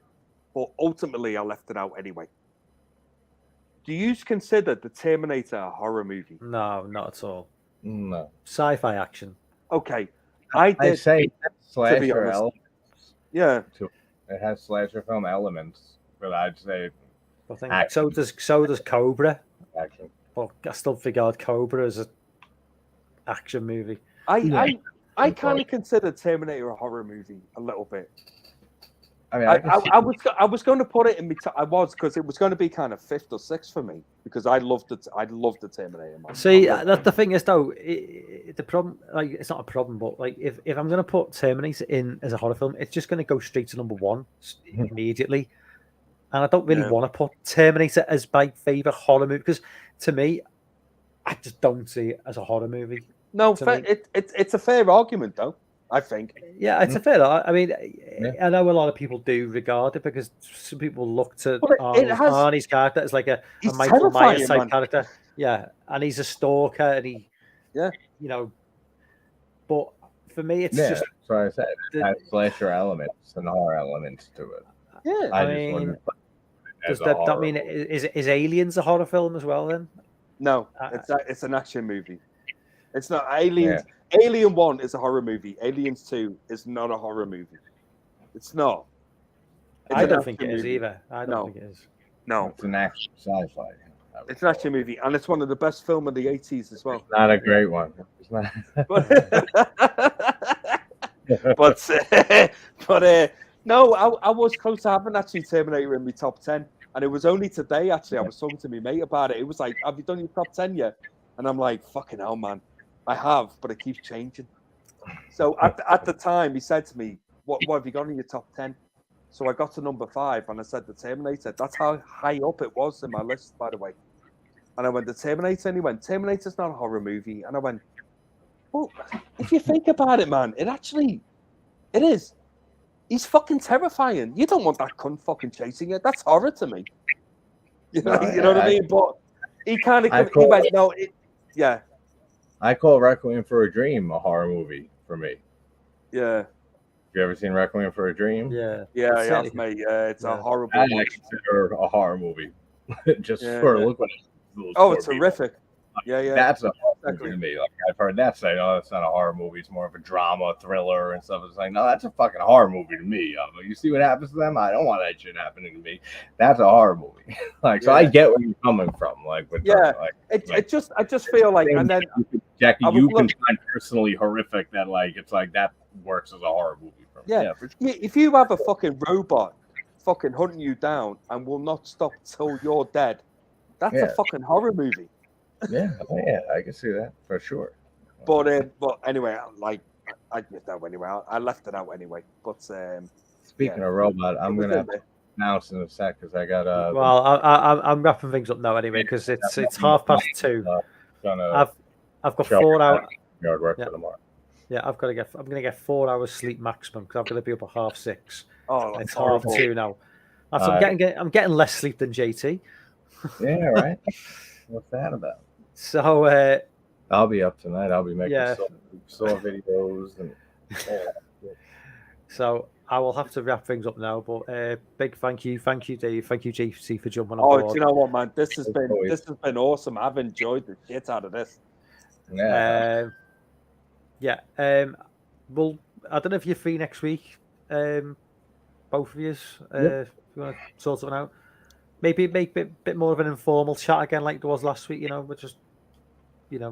I'll let you know. I think I might be working next Sunday, but I know I'm definitely off the Sunday after. So okay. Well, we'll pencil something in. At the end of the day, Mike, if I can jump in with you midweek, mate, I'll let you know. All right then. Right. Yeah, exactly. Perfect. Okay. So Ben turns up right at the last minute. Sorry, Ben, we're going now. You've missed the first 3 hours, man. Sorry, Ben. You'll have to if you want to check out my Candyman video. I did like a whole 45-minute something video on Candyman. Absolutely adore that movie. And you did a watch party with Gareth on his channel. Yeah, I did that a few months ago. Yeah. Sometimes I'll use watch parties as like a fill-in, like as what would be my video for a movie. Yeah. Candyman's just such a masterpiece. I had to do another video on it. Absolutely, man. I've got a video. I'm going to be on Video Tasties on Friday, doing Arnold Schwarzenegger's Red Heat. Oh, nice.